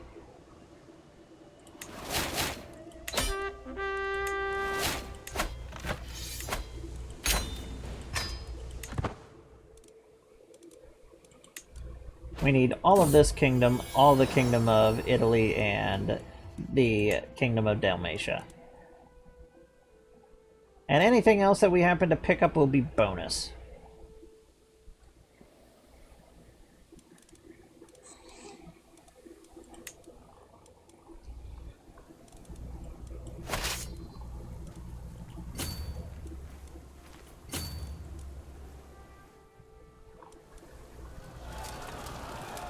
Oh, they have mangonels.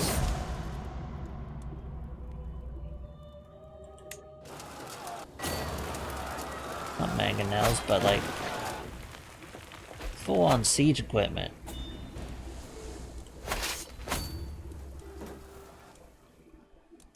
Like trebuchets. That's something.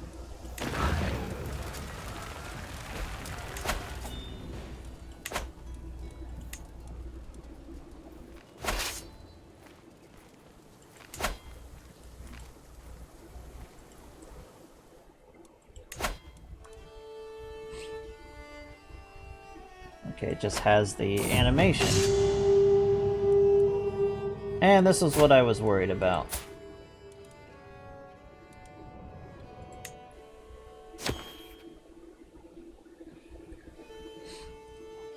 The rise of Shia. So this is going to go out and we're going to get attacked. We are definitely going to get attacked by a large force. So we need to finish up what we are doing. An excellent sword. So yeah, we're gonna...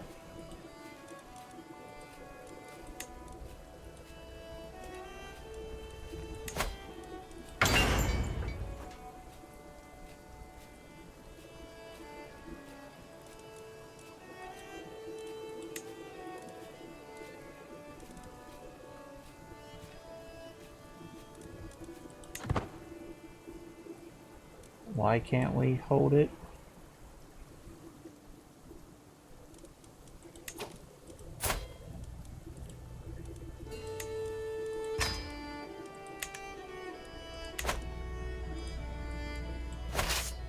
Oh well.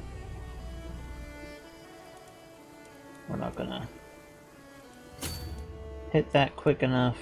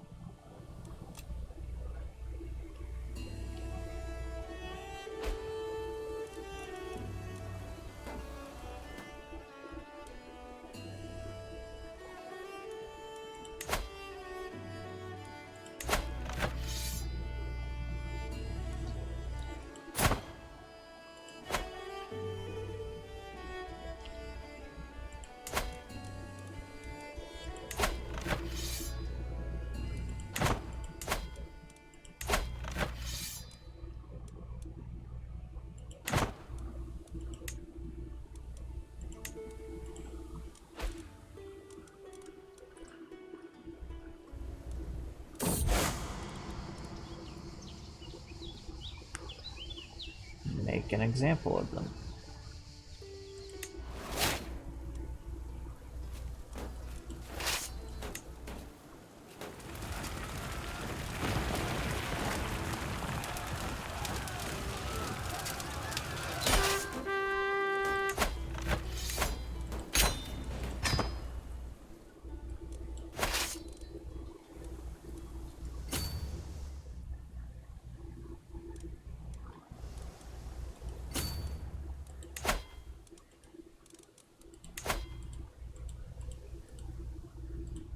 Go ahead and give that to them.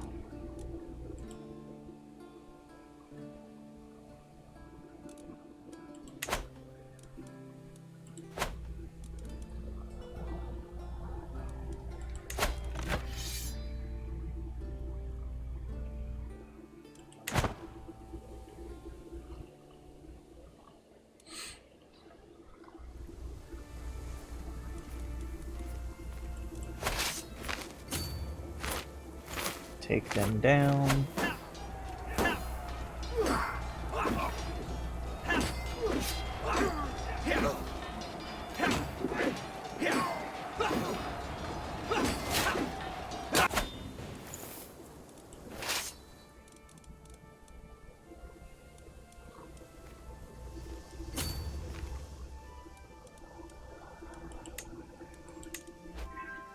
And we're just gonna rush them over here.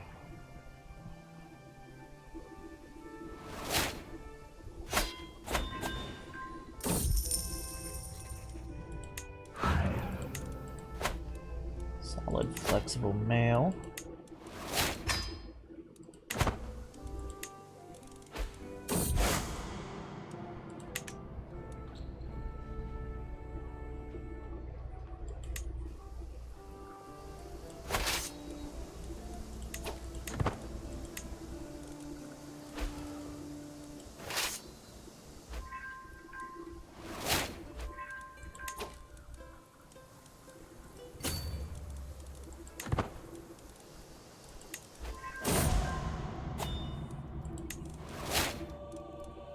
And our wife has died in childbirth, but has given us a daughter.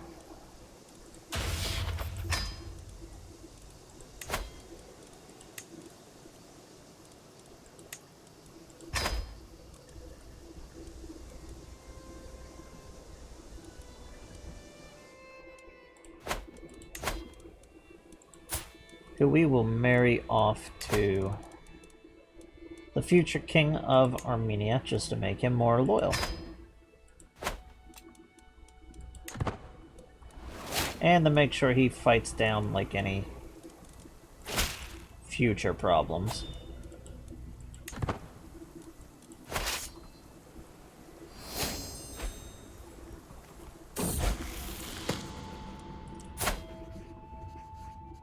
And our son, player heir, has come of age.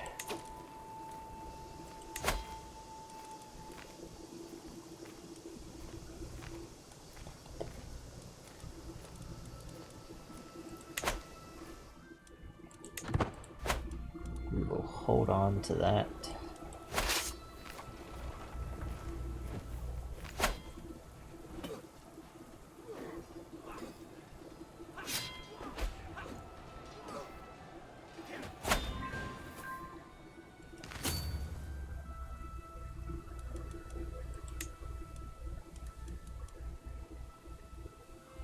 It's definitely turning into a bit of a war.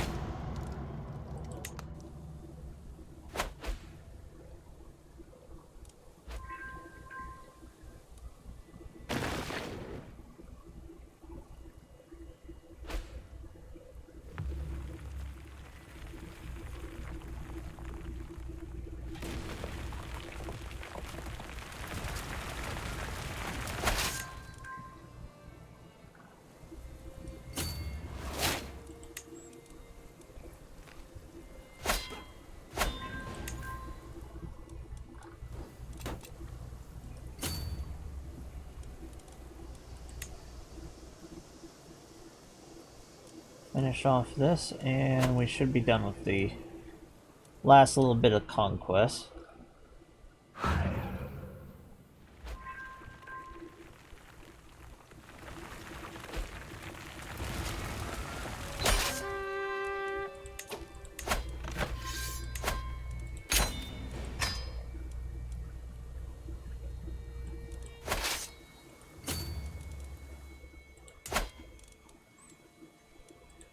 Now we want to come over here and beat down these invading Turks.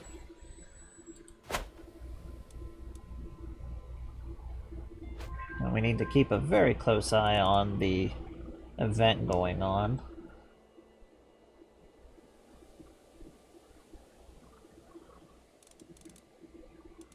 As the Western Arab states and Berbers are definitely still a threat.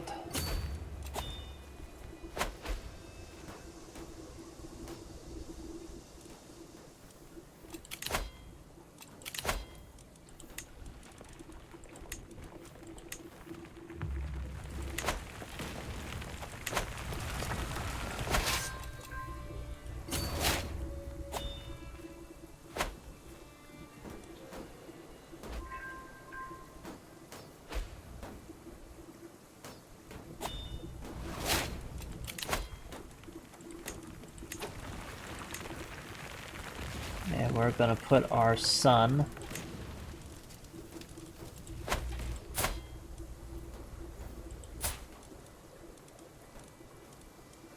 Marshal and a knight. Why does it keep giving our second born? Like, we have primogenitor.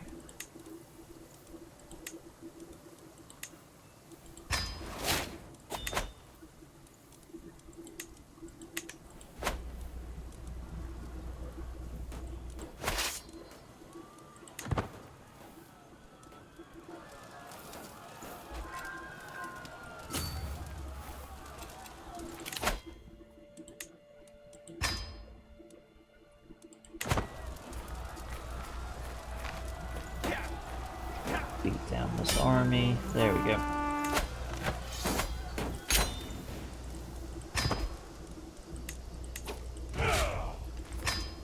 And that will stop the Turkic invasions.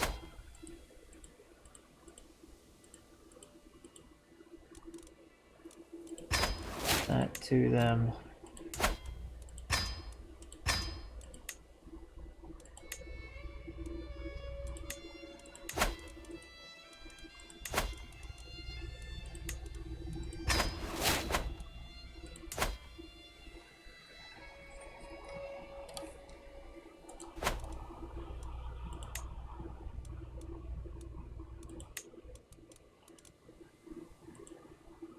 I don't know why it's not letting me use that sword, but we're just gonna sell it.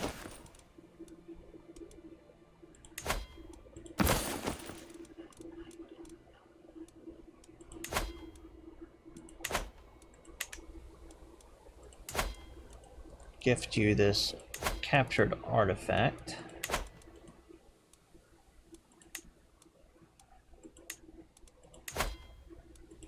Right over here.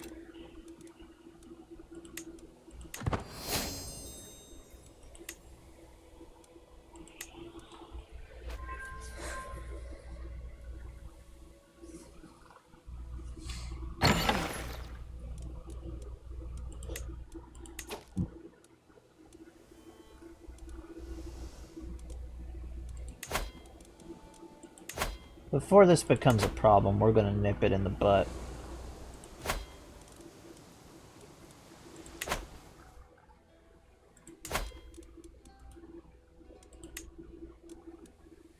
We have a vested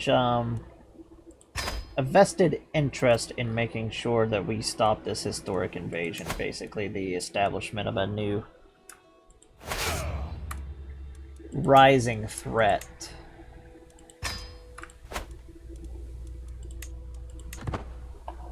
That is the rise of Shia.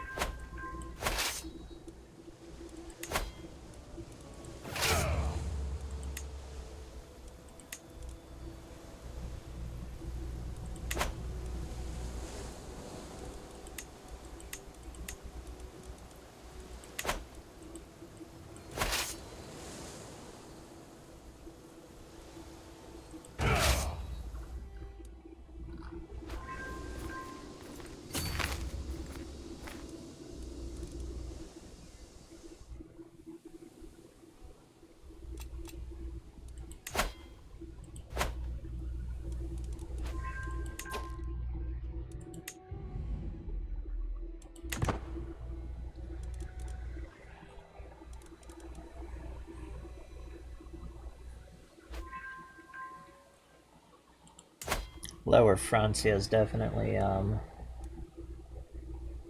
seen some better days. Upper Francia is just taking over England.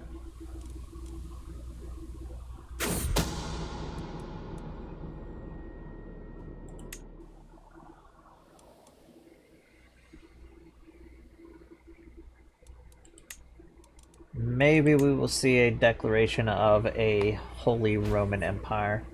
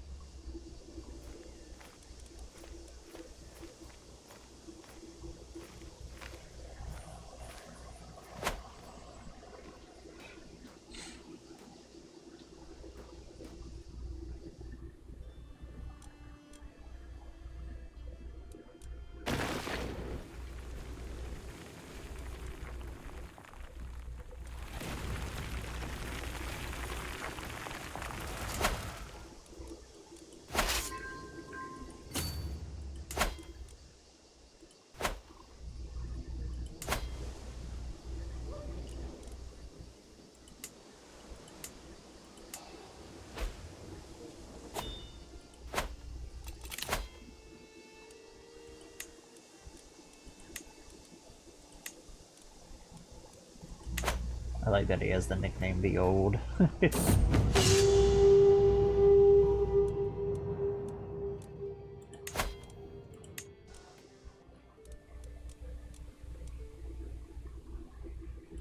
Ah, good. This should,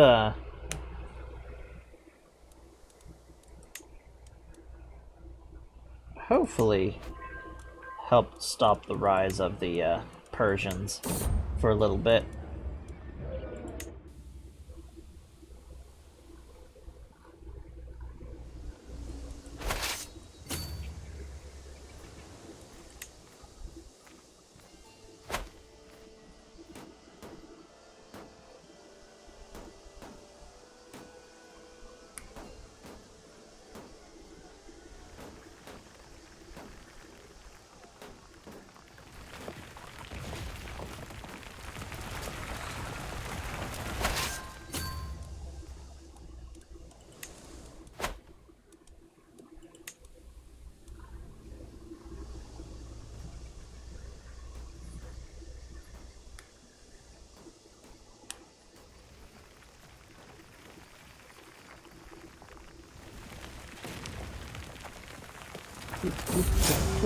Let's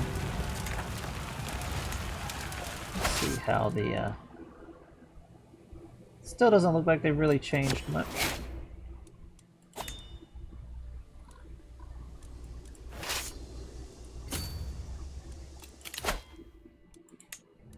Picking up strategist now. We are doing quite nicely.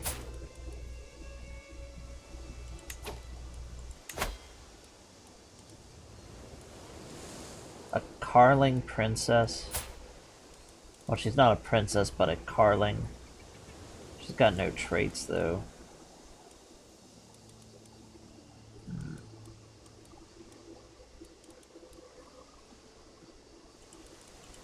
What trait does he lack? He needs a steward.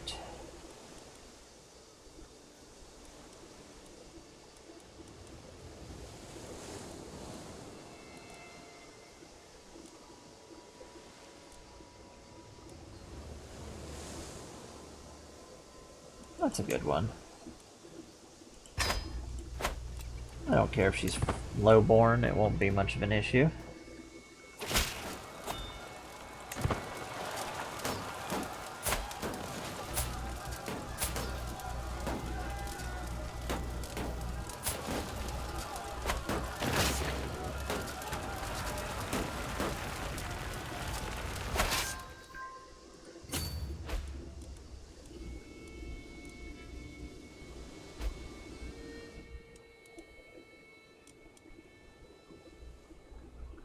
They almost have all their territory sieged up.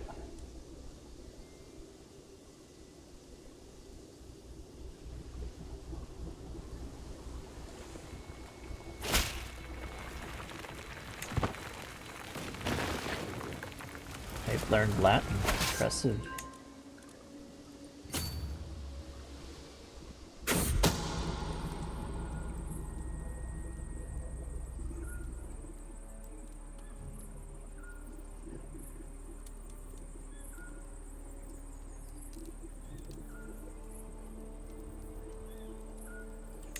We will let the traitor be known, even though it's the person we just established and have been building up as basically a king within our realm.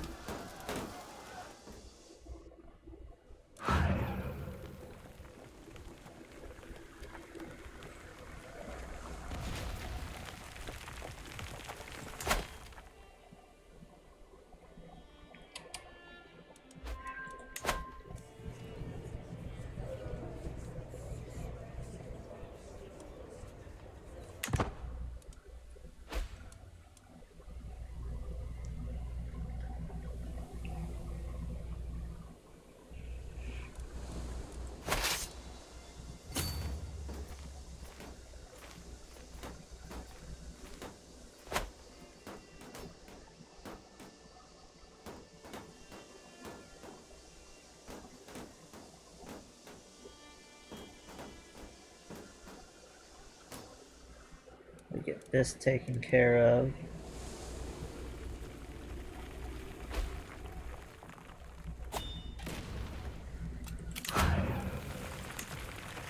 Another Stewart. Our brother-in-law should help.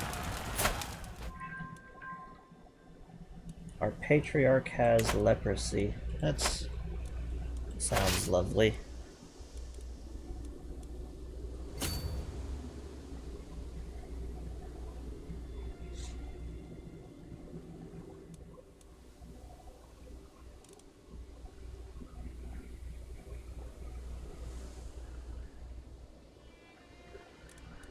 Now, where are they actually going? Looks like they're going up here.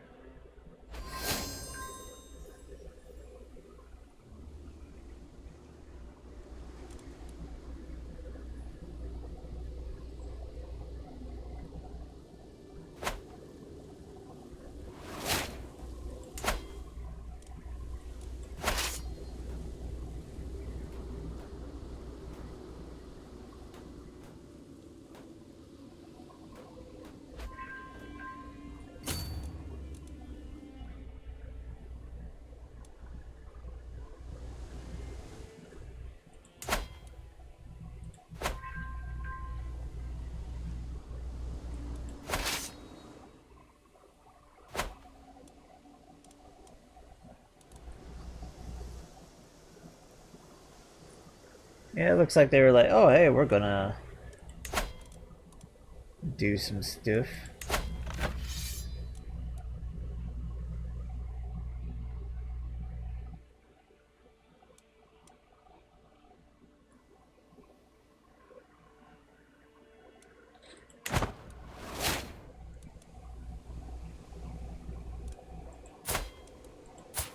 Oh, our first cadet branch.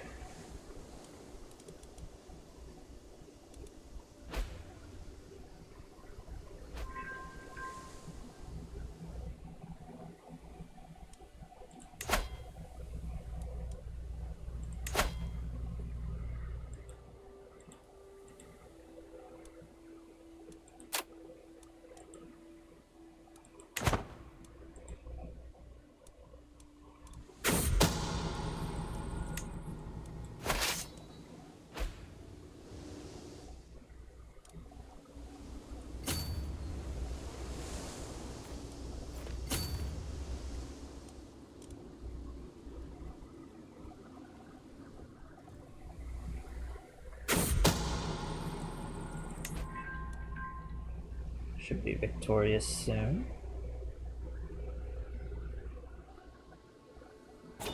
There we go.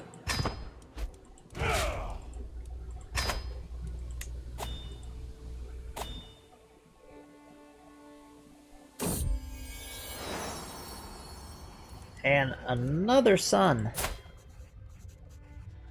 Oh, this time it's a grandson.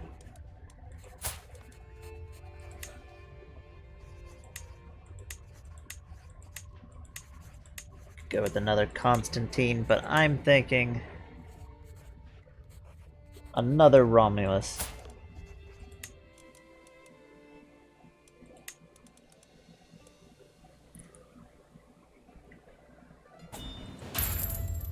And we want another Stuart.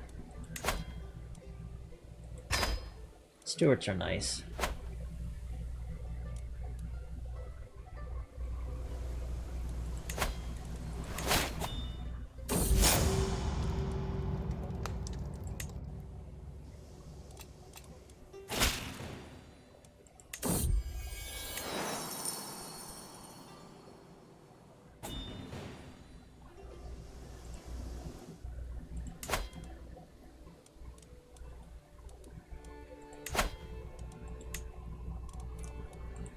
And we're gonna go for another major holy war.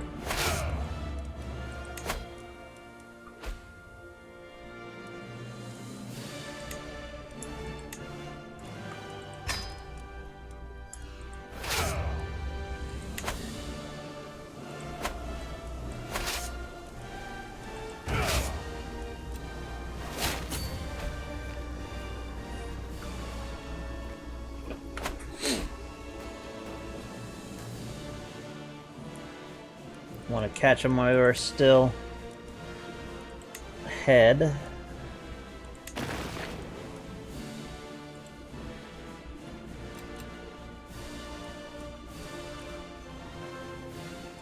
West Slavia is looking like it's falling apart, which is nice.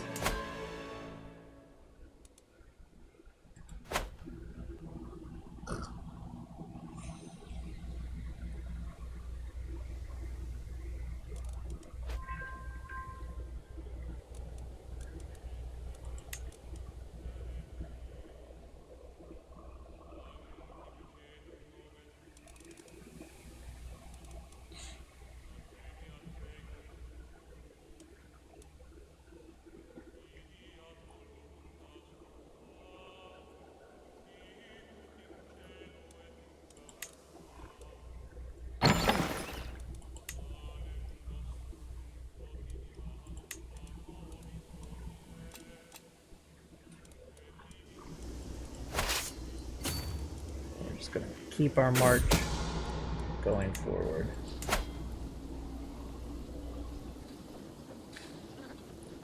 I do like the new wall designs for the Persian. It's also used in the steppe now, so it's quite nice. I do hope that the next like flavor pack, similar to like the Persians and like visual stuff, is definitely in the steppe region. And I hope they get their own court, because that would be very nice. Plus, we haven't had a actual addition to the courts since the DLC came out.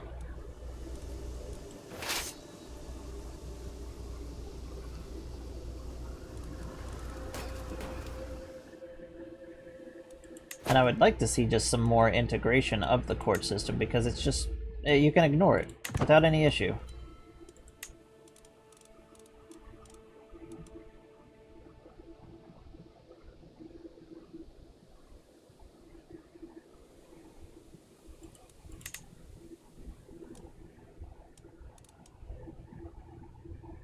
Court grandeur.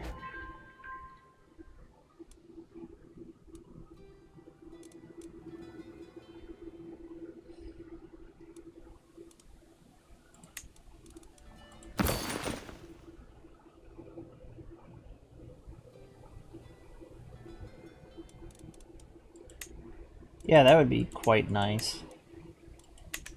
Because paying homage was definitely something very, very unique.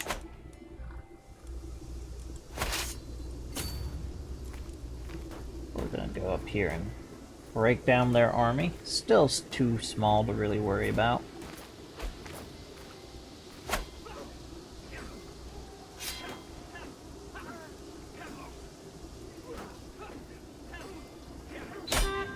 Yeah, definitely some better vassal contracts. Because right now you can basically ignore them unless you're just doing some roleplay. Like here, we didn't have to give them any vassal contract at all.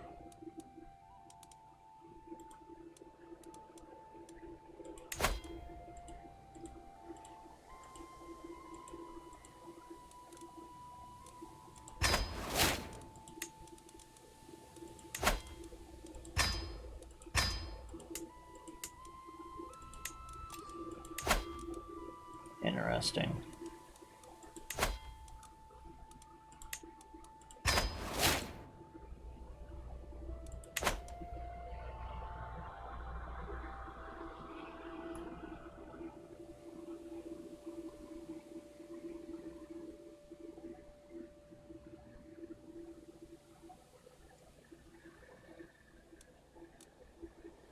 Yeah, exactly. And, like, one of the random events that you can have happen to you is basically have your face shoved in the ground by your liege. And if it's a powerful vassal, and they did, like, if the King of France did that to the Duke of Normandy, that would have been horrible.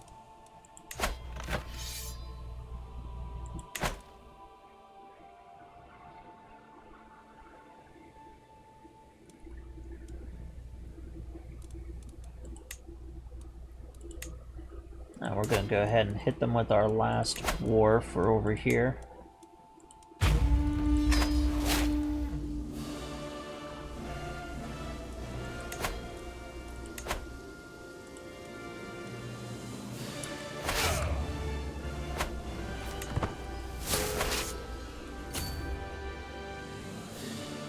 Right up to the border of Mesopotamia.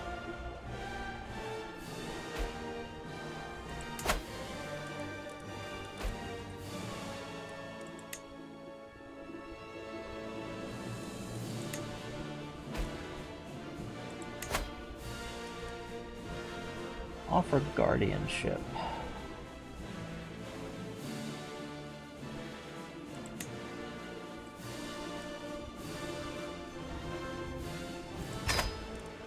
We're gonna have my son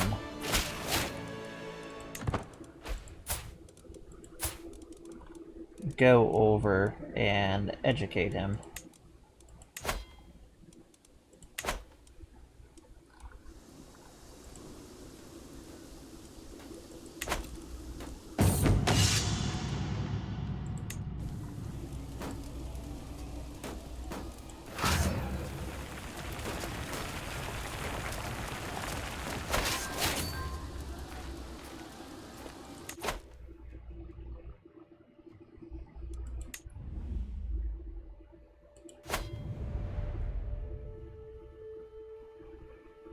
That's a nice gemstone right there.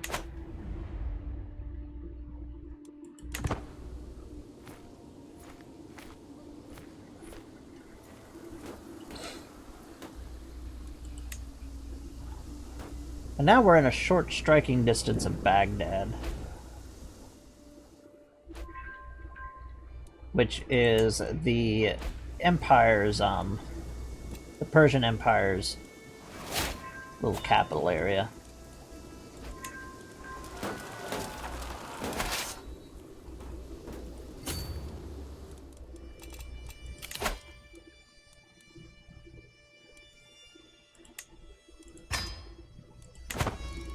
I do love medieval Baghdad. Like, this is how it was structured. It was a big old circle with, like, multiple ovals going out.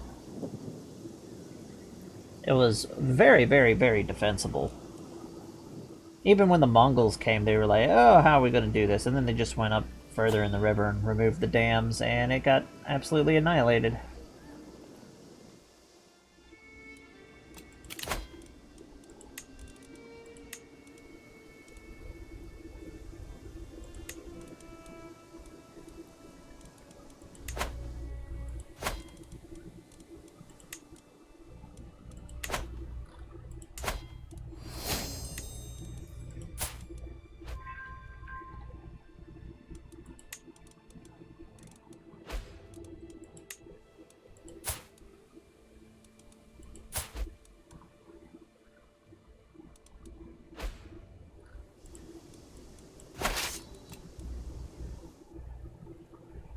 see, so where's the rest of their...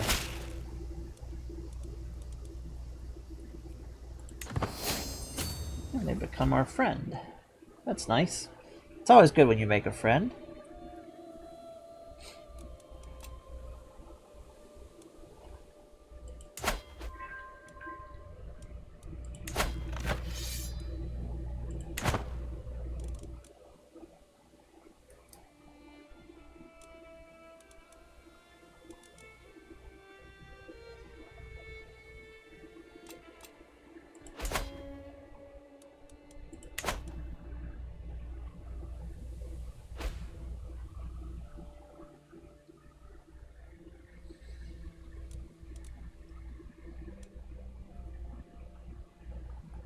White Rus, West Slavia put itself back together really quickly and is expanding.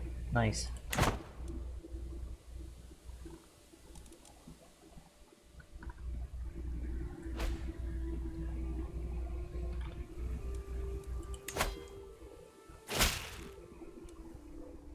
I have such grateful servants.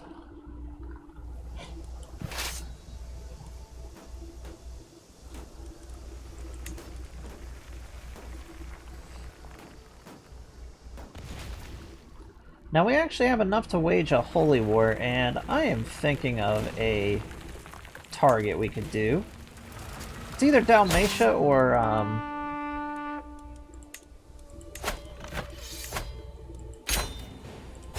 the province of Africa. And I'm thinking, just purely because the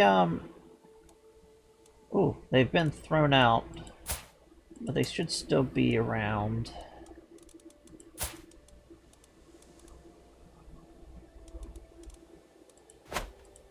How do you have? Like, is this dynasty still physically here?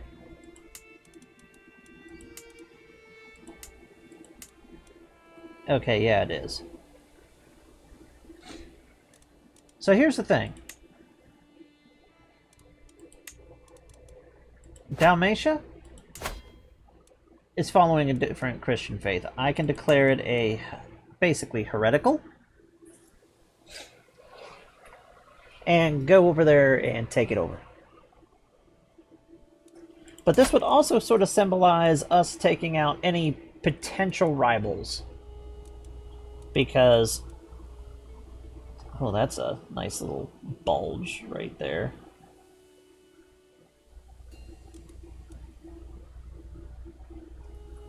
But that would take out any potential rivals before they, like, happen.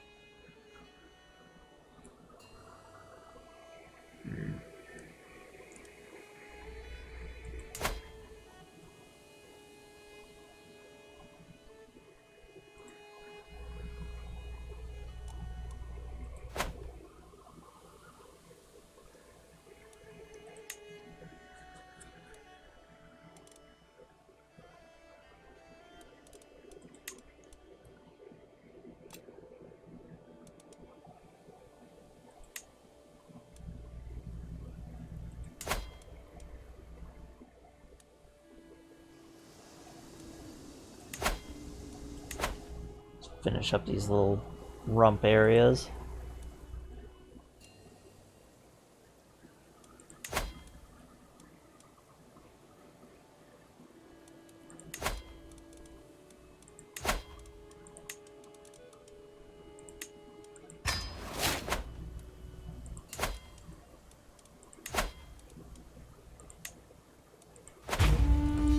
Give me that.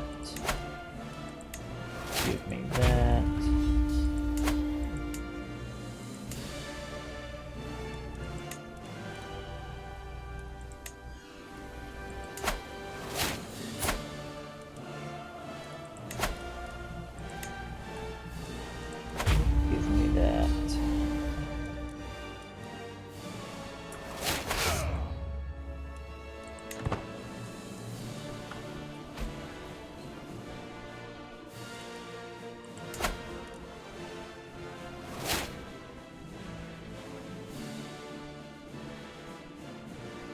Now, the question is do we let Armenia go independent?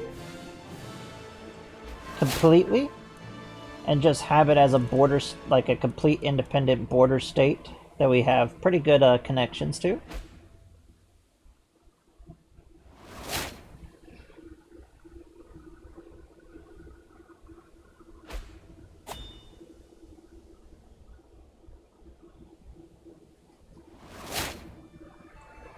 Well, right now it shouldn't come in unless the Seljuk invasion is successful. So when the Seljuks come in, which is going to be like a real big crisis.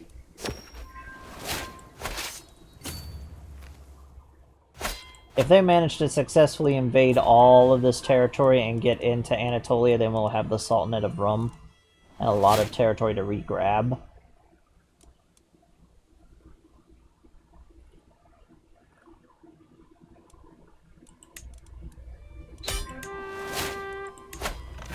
So that's that one.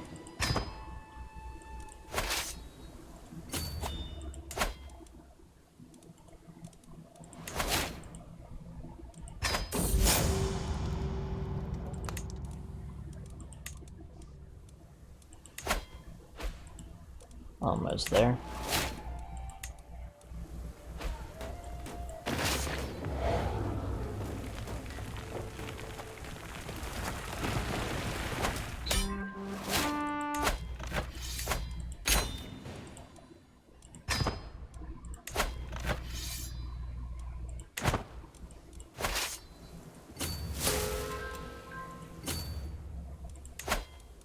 And we'll give that to the King of Armenia.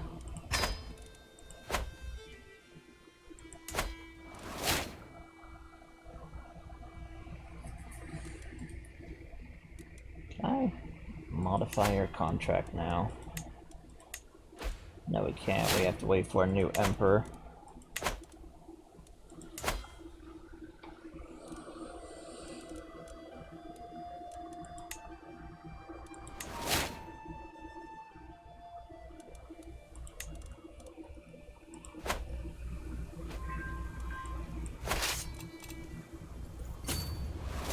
And we'll just come into the steppe.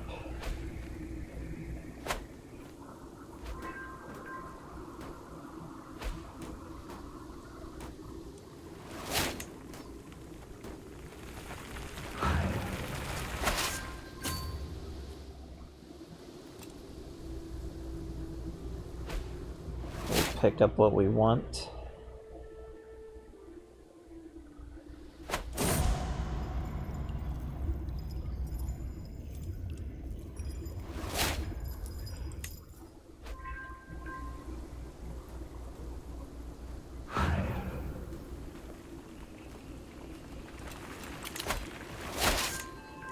A new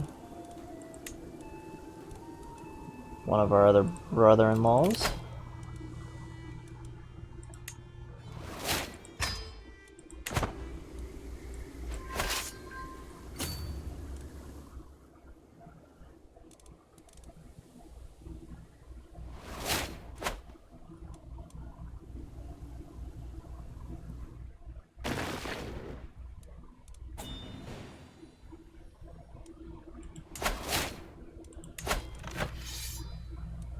Reconquering that area, I see already.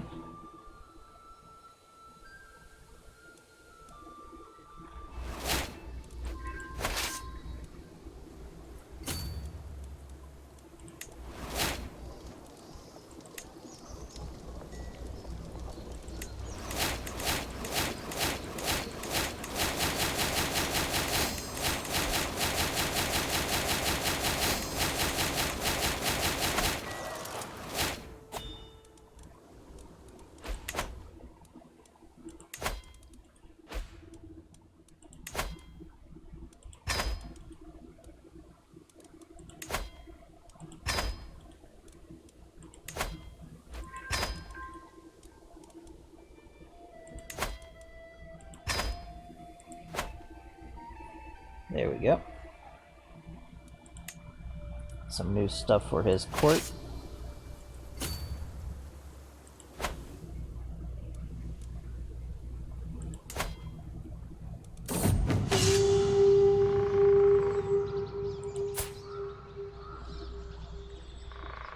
Oh my, here we go. A real rival is up and coming if he succeeds. Otto the Great has spawned in.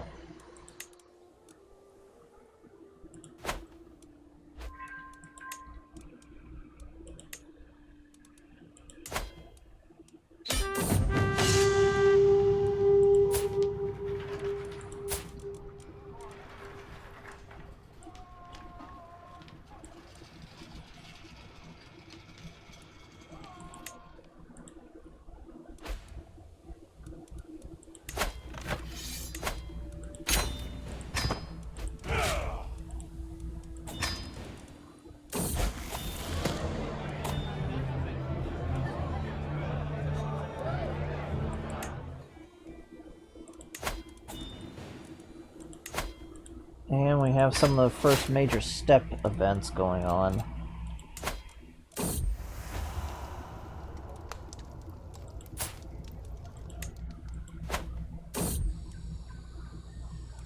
And another.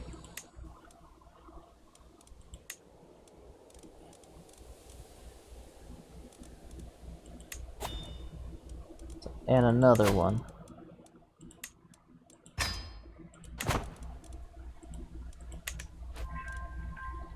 So we have one of the major, basically the Deccan Empire is spawning.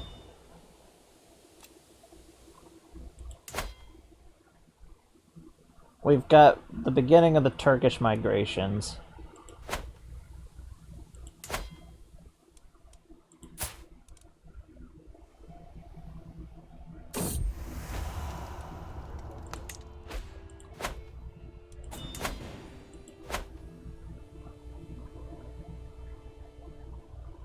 And Otto the Great is over here.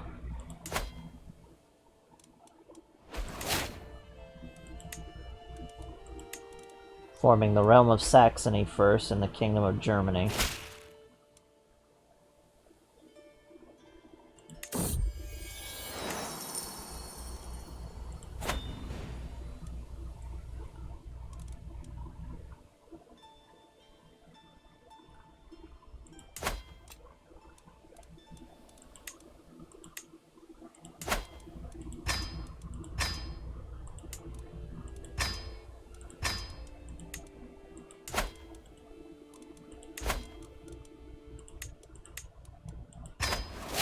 Grab them territories. Ooh.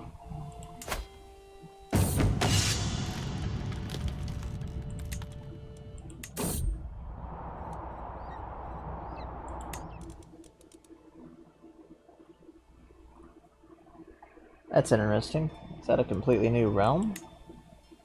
No, it's just more things that are broke up.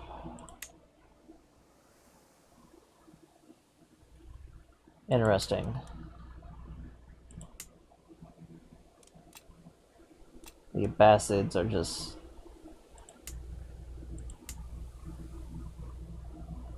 out here doing their thing.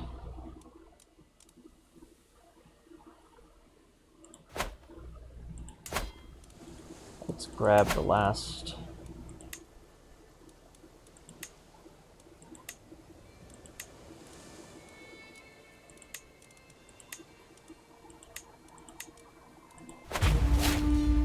Area, and we will be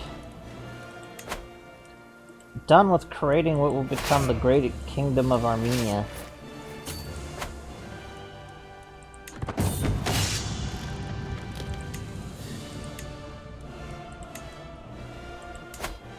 Well, that, and we need to also grab this one over here. So just 2 more wars. Should have declared war on that one as well.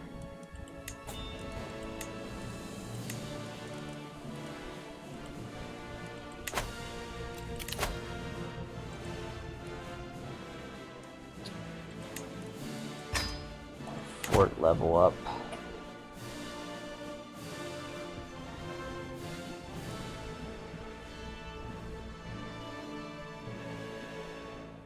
Oh, this is interesting.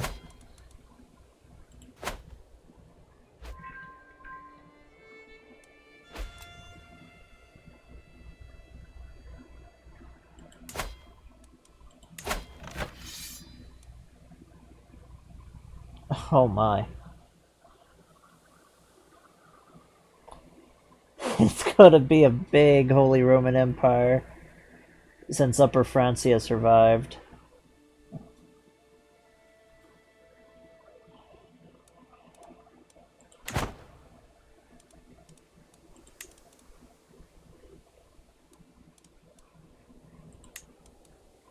Potentially we're gonna see all of Francia,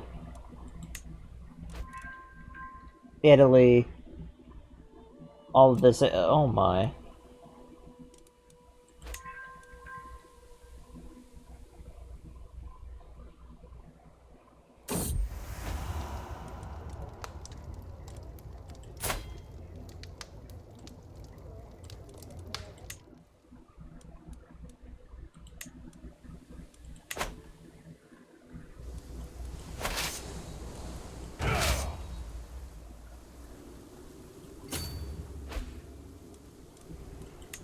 Send them up real quick.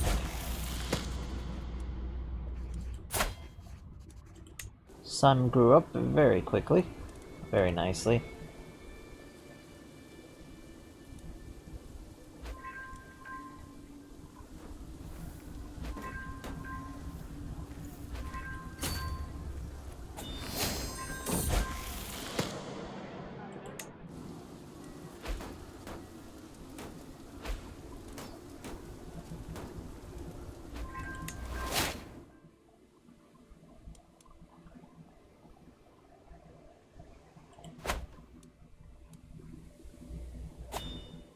What is there left to grab? We have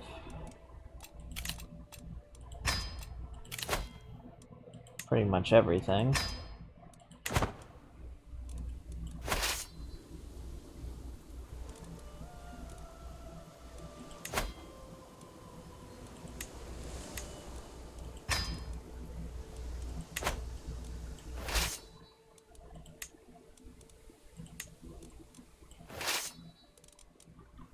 Come over here, hit these guys.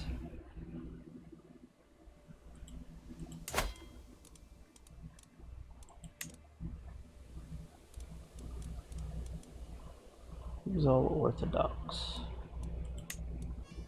We've got some Orthodox actually spreading around. Interesting.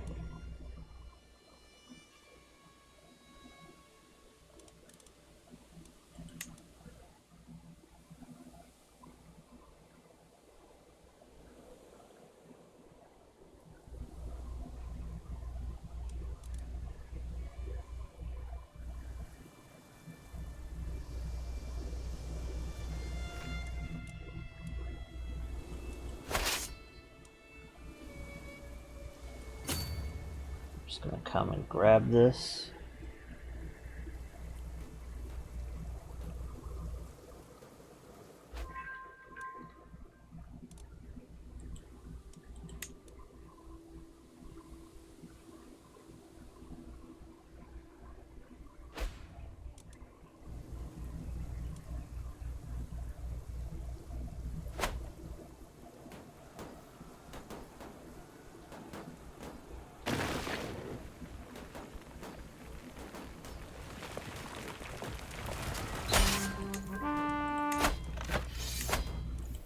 There we go.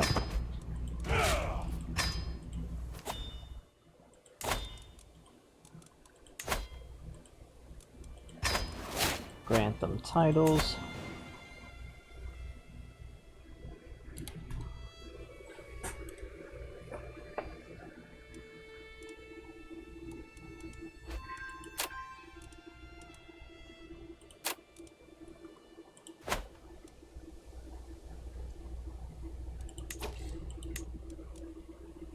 Now here comes the main thing.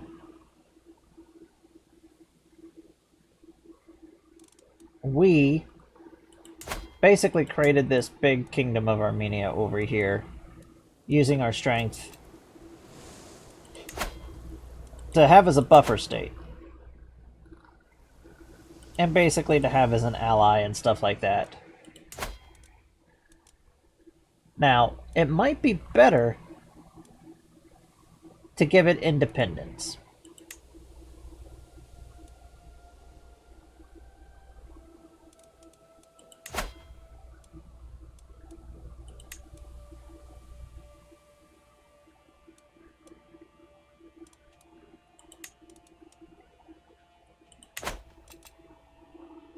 if we give it independence, it will act as a true little buffer state.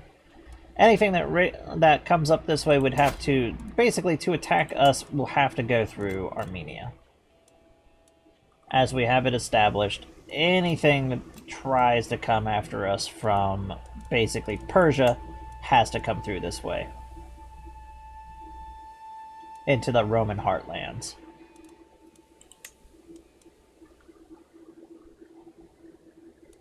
But when we control it, it means that they're going to directly get into a fight with us.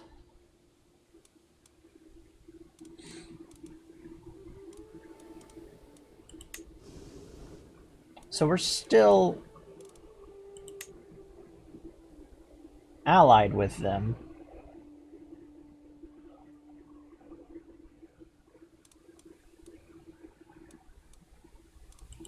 I could give them a little more territory too.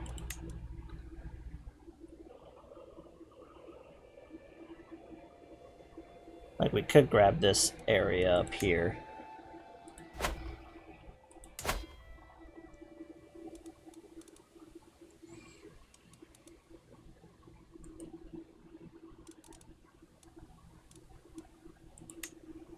We're gonna grant them independence.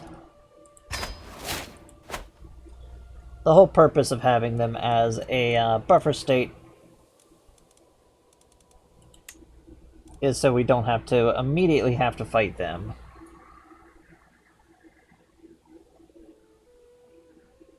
So we'll just have to keep an eye on them and treat them as a proper, you know, addition. Keep a strong relationship with them, and it provides with a proper ally that we can call into wars and stuff like that. We just want to defend Armenia and keep it alive. It's going to be interesting. And if it goes on to form its own Persian Empire, that would be interesting. But their dynasty is off to a little bit of a rocky start, but we've given them a whole bunch of little stuff. They are a Orthodox kingdom, so they're going to be a lot more inclined to us. And with them also being up here, this will allow our eyes to turn west.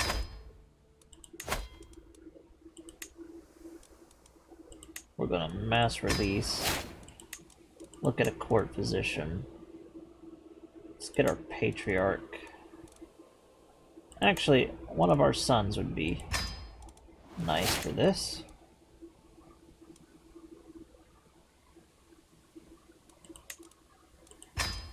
And in charge of our guards. A lot of my court has gone down. How many knights do I even have? 12 of 12.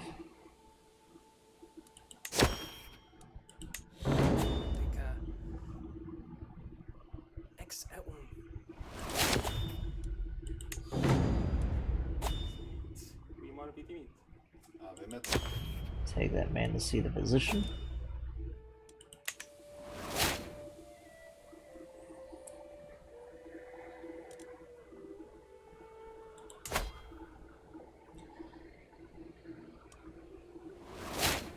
So they have a nice little bit.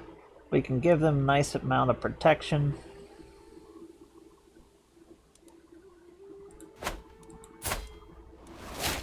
They're married to our daughter.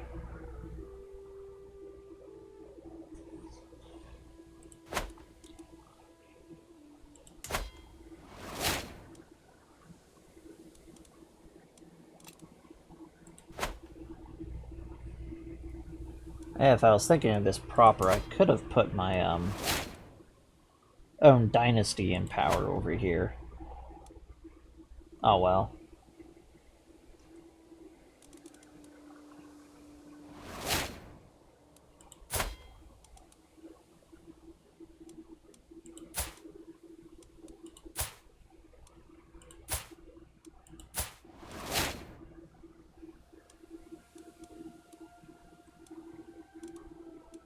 And the King of Armenia is being educated by our son, which has 2 boys of his own, so the succession is very well guaranteed.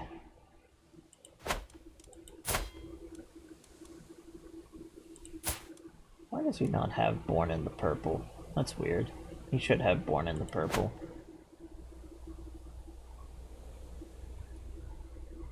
And holy.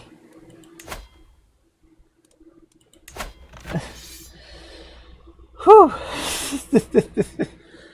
Oh, I don't know if you see this, Arcane, if you're still here. This is a...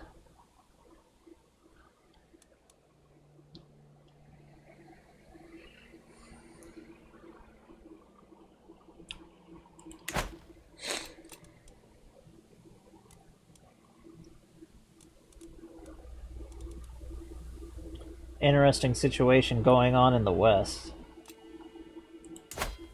It's always fun when Otto spawns in.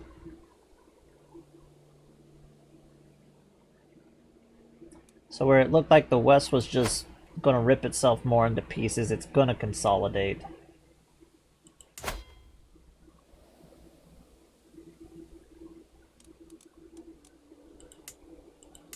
And he's throwing the Carlings out of like any significant power on the continent.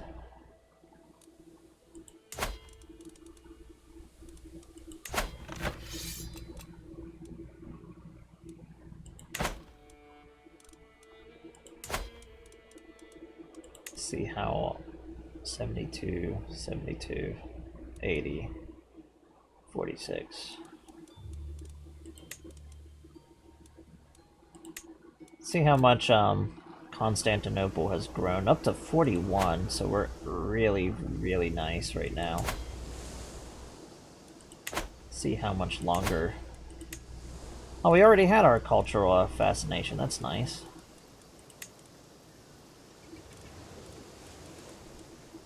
I didn't even notice.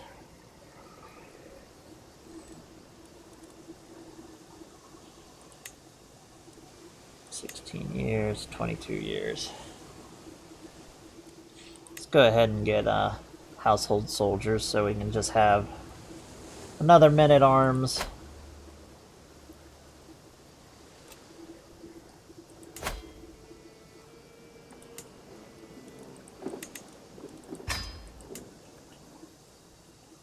Let's see how our...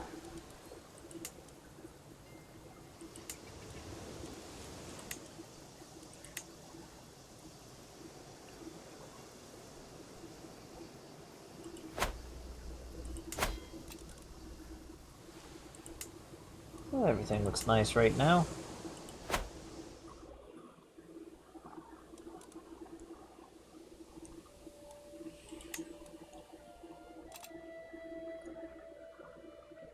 So I think that's all for today. We've reclaimed the eastern provinces, finished all of that up, finished the subsection. We've created a just border kingdom that hopefully we'll be able to keep under our thumb. That might come back to bite us, I don't know. We'll find out. Armenia is going to be an interesting place to keep an eye on.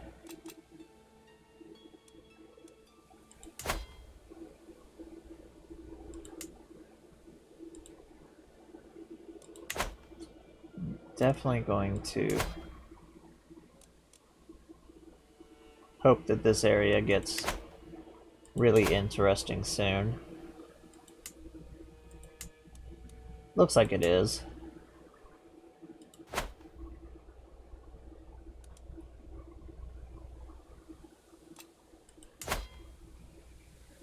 We got the Cuman Kipjaks up here.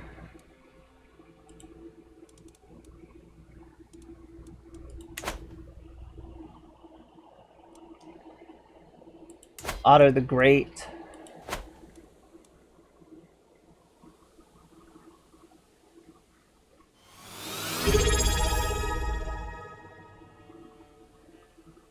No, it's a panda raid. And right whenever I was finishing up too.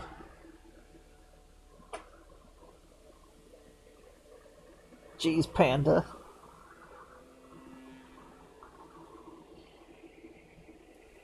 Ah, well, we'll just go and raid other people, I guess.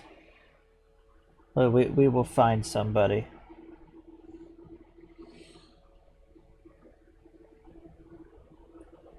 Just gonna save up though. But how was your stream, Panda? While we go and figure out what we're gonna do.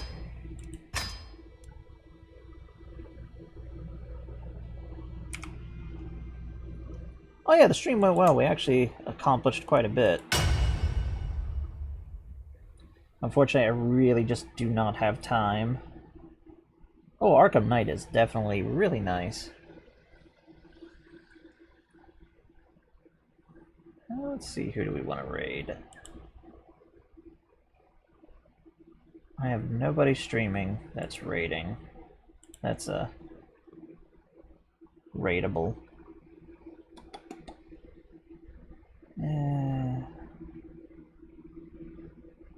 Let's see.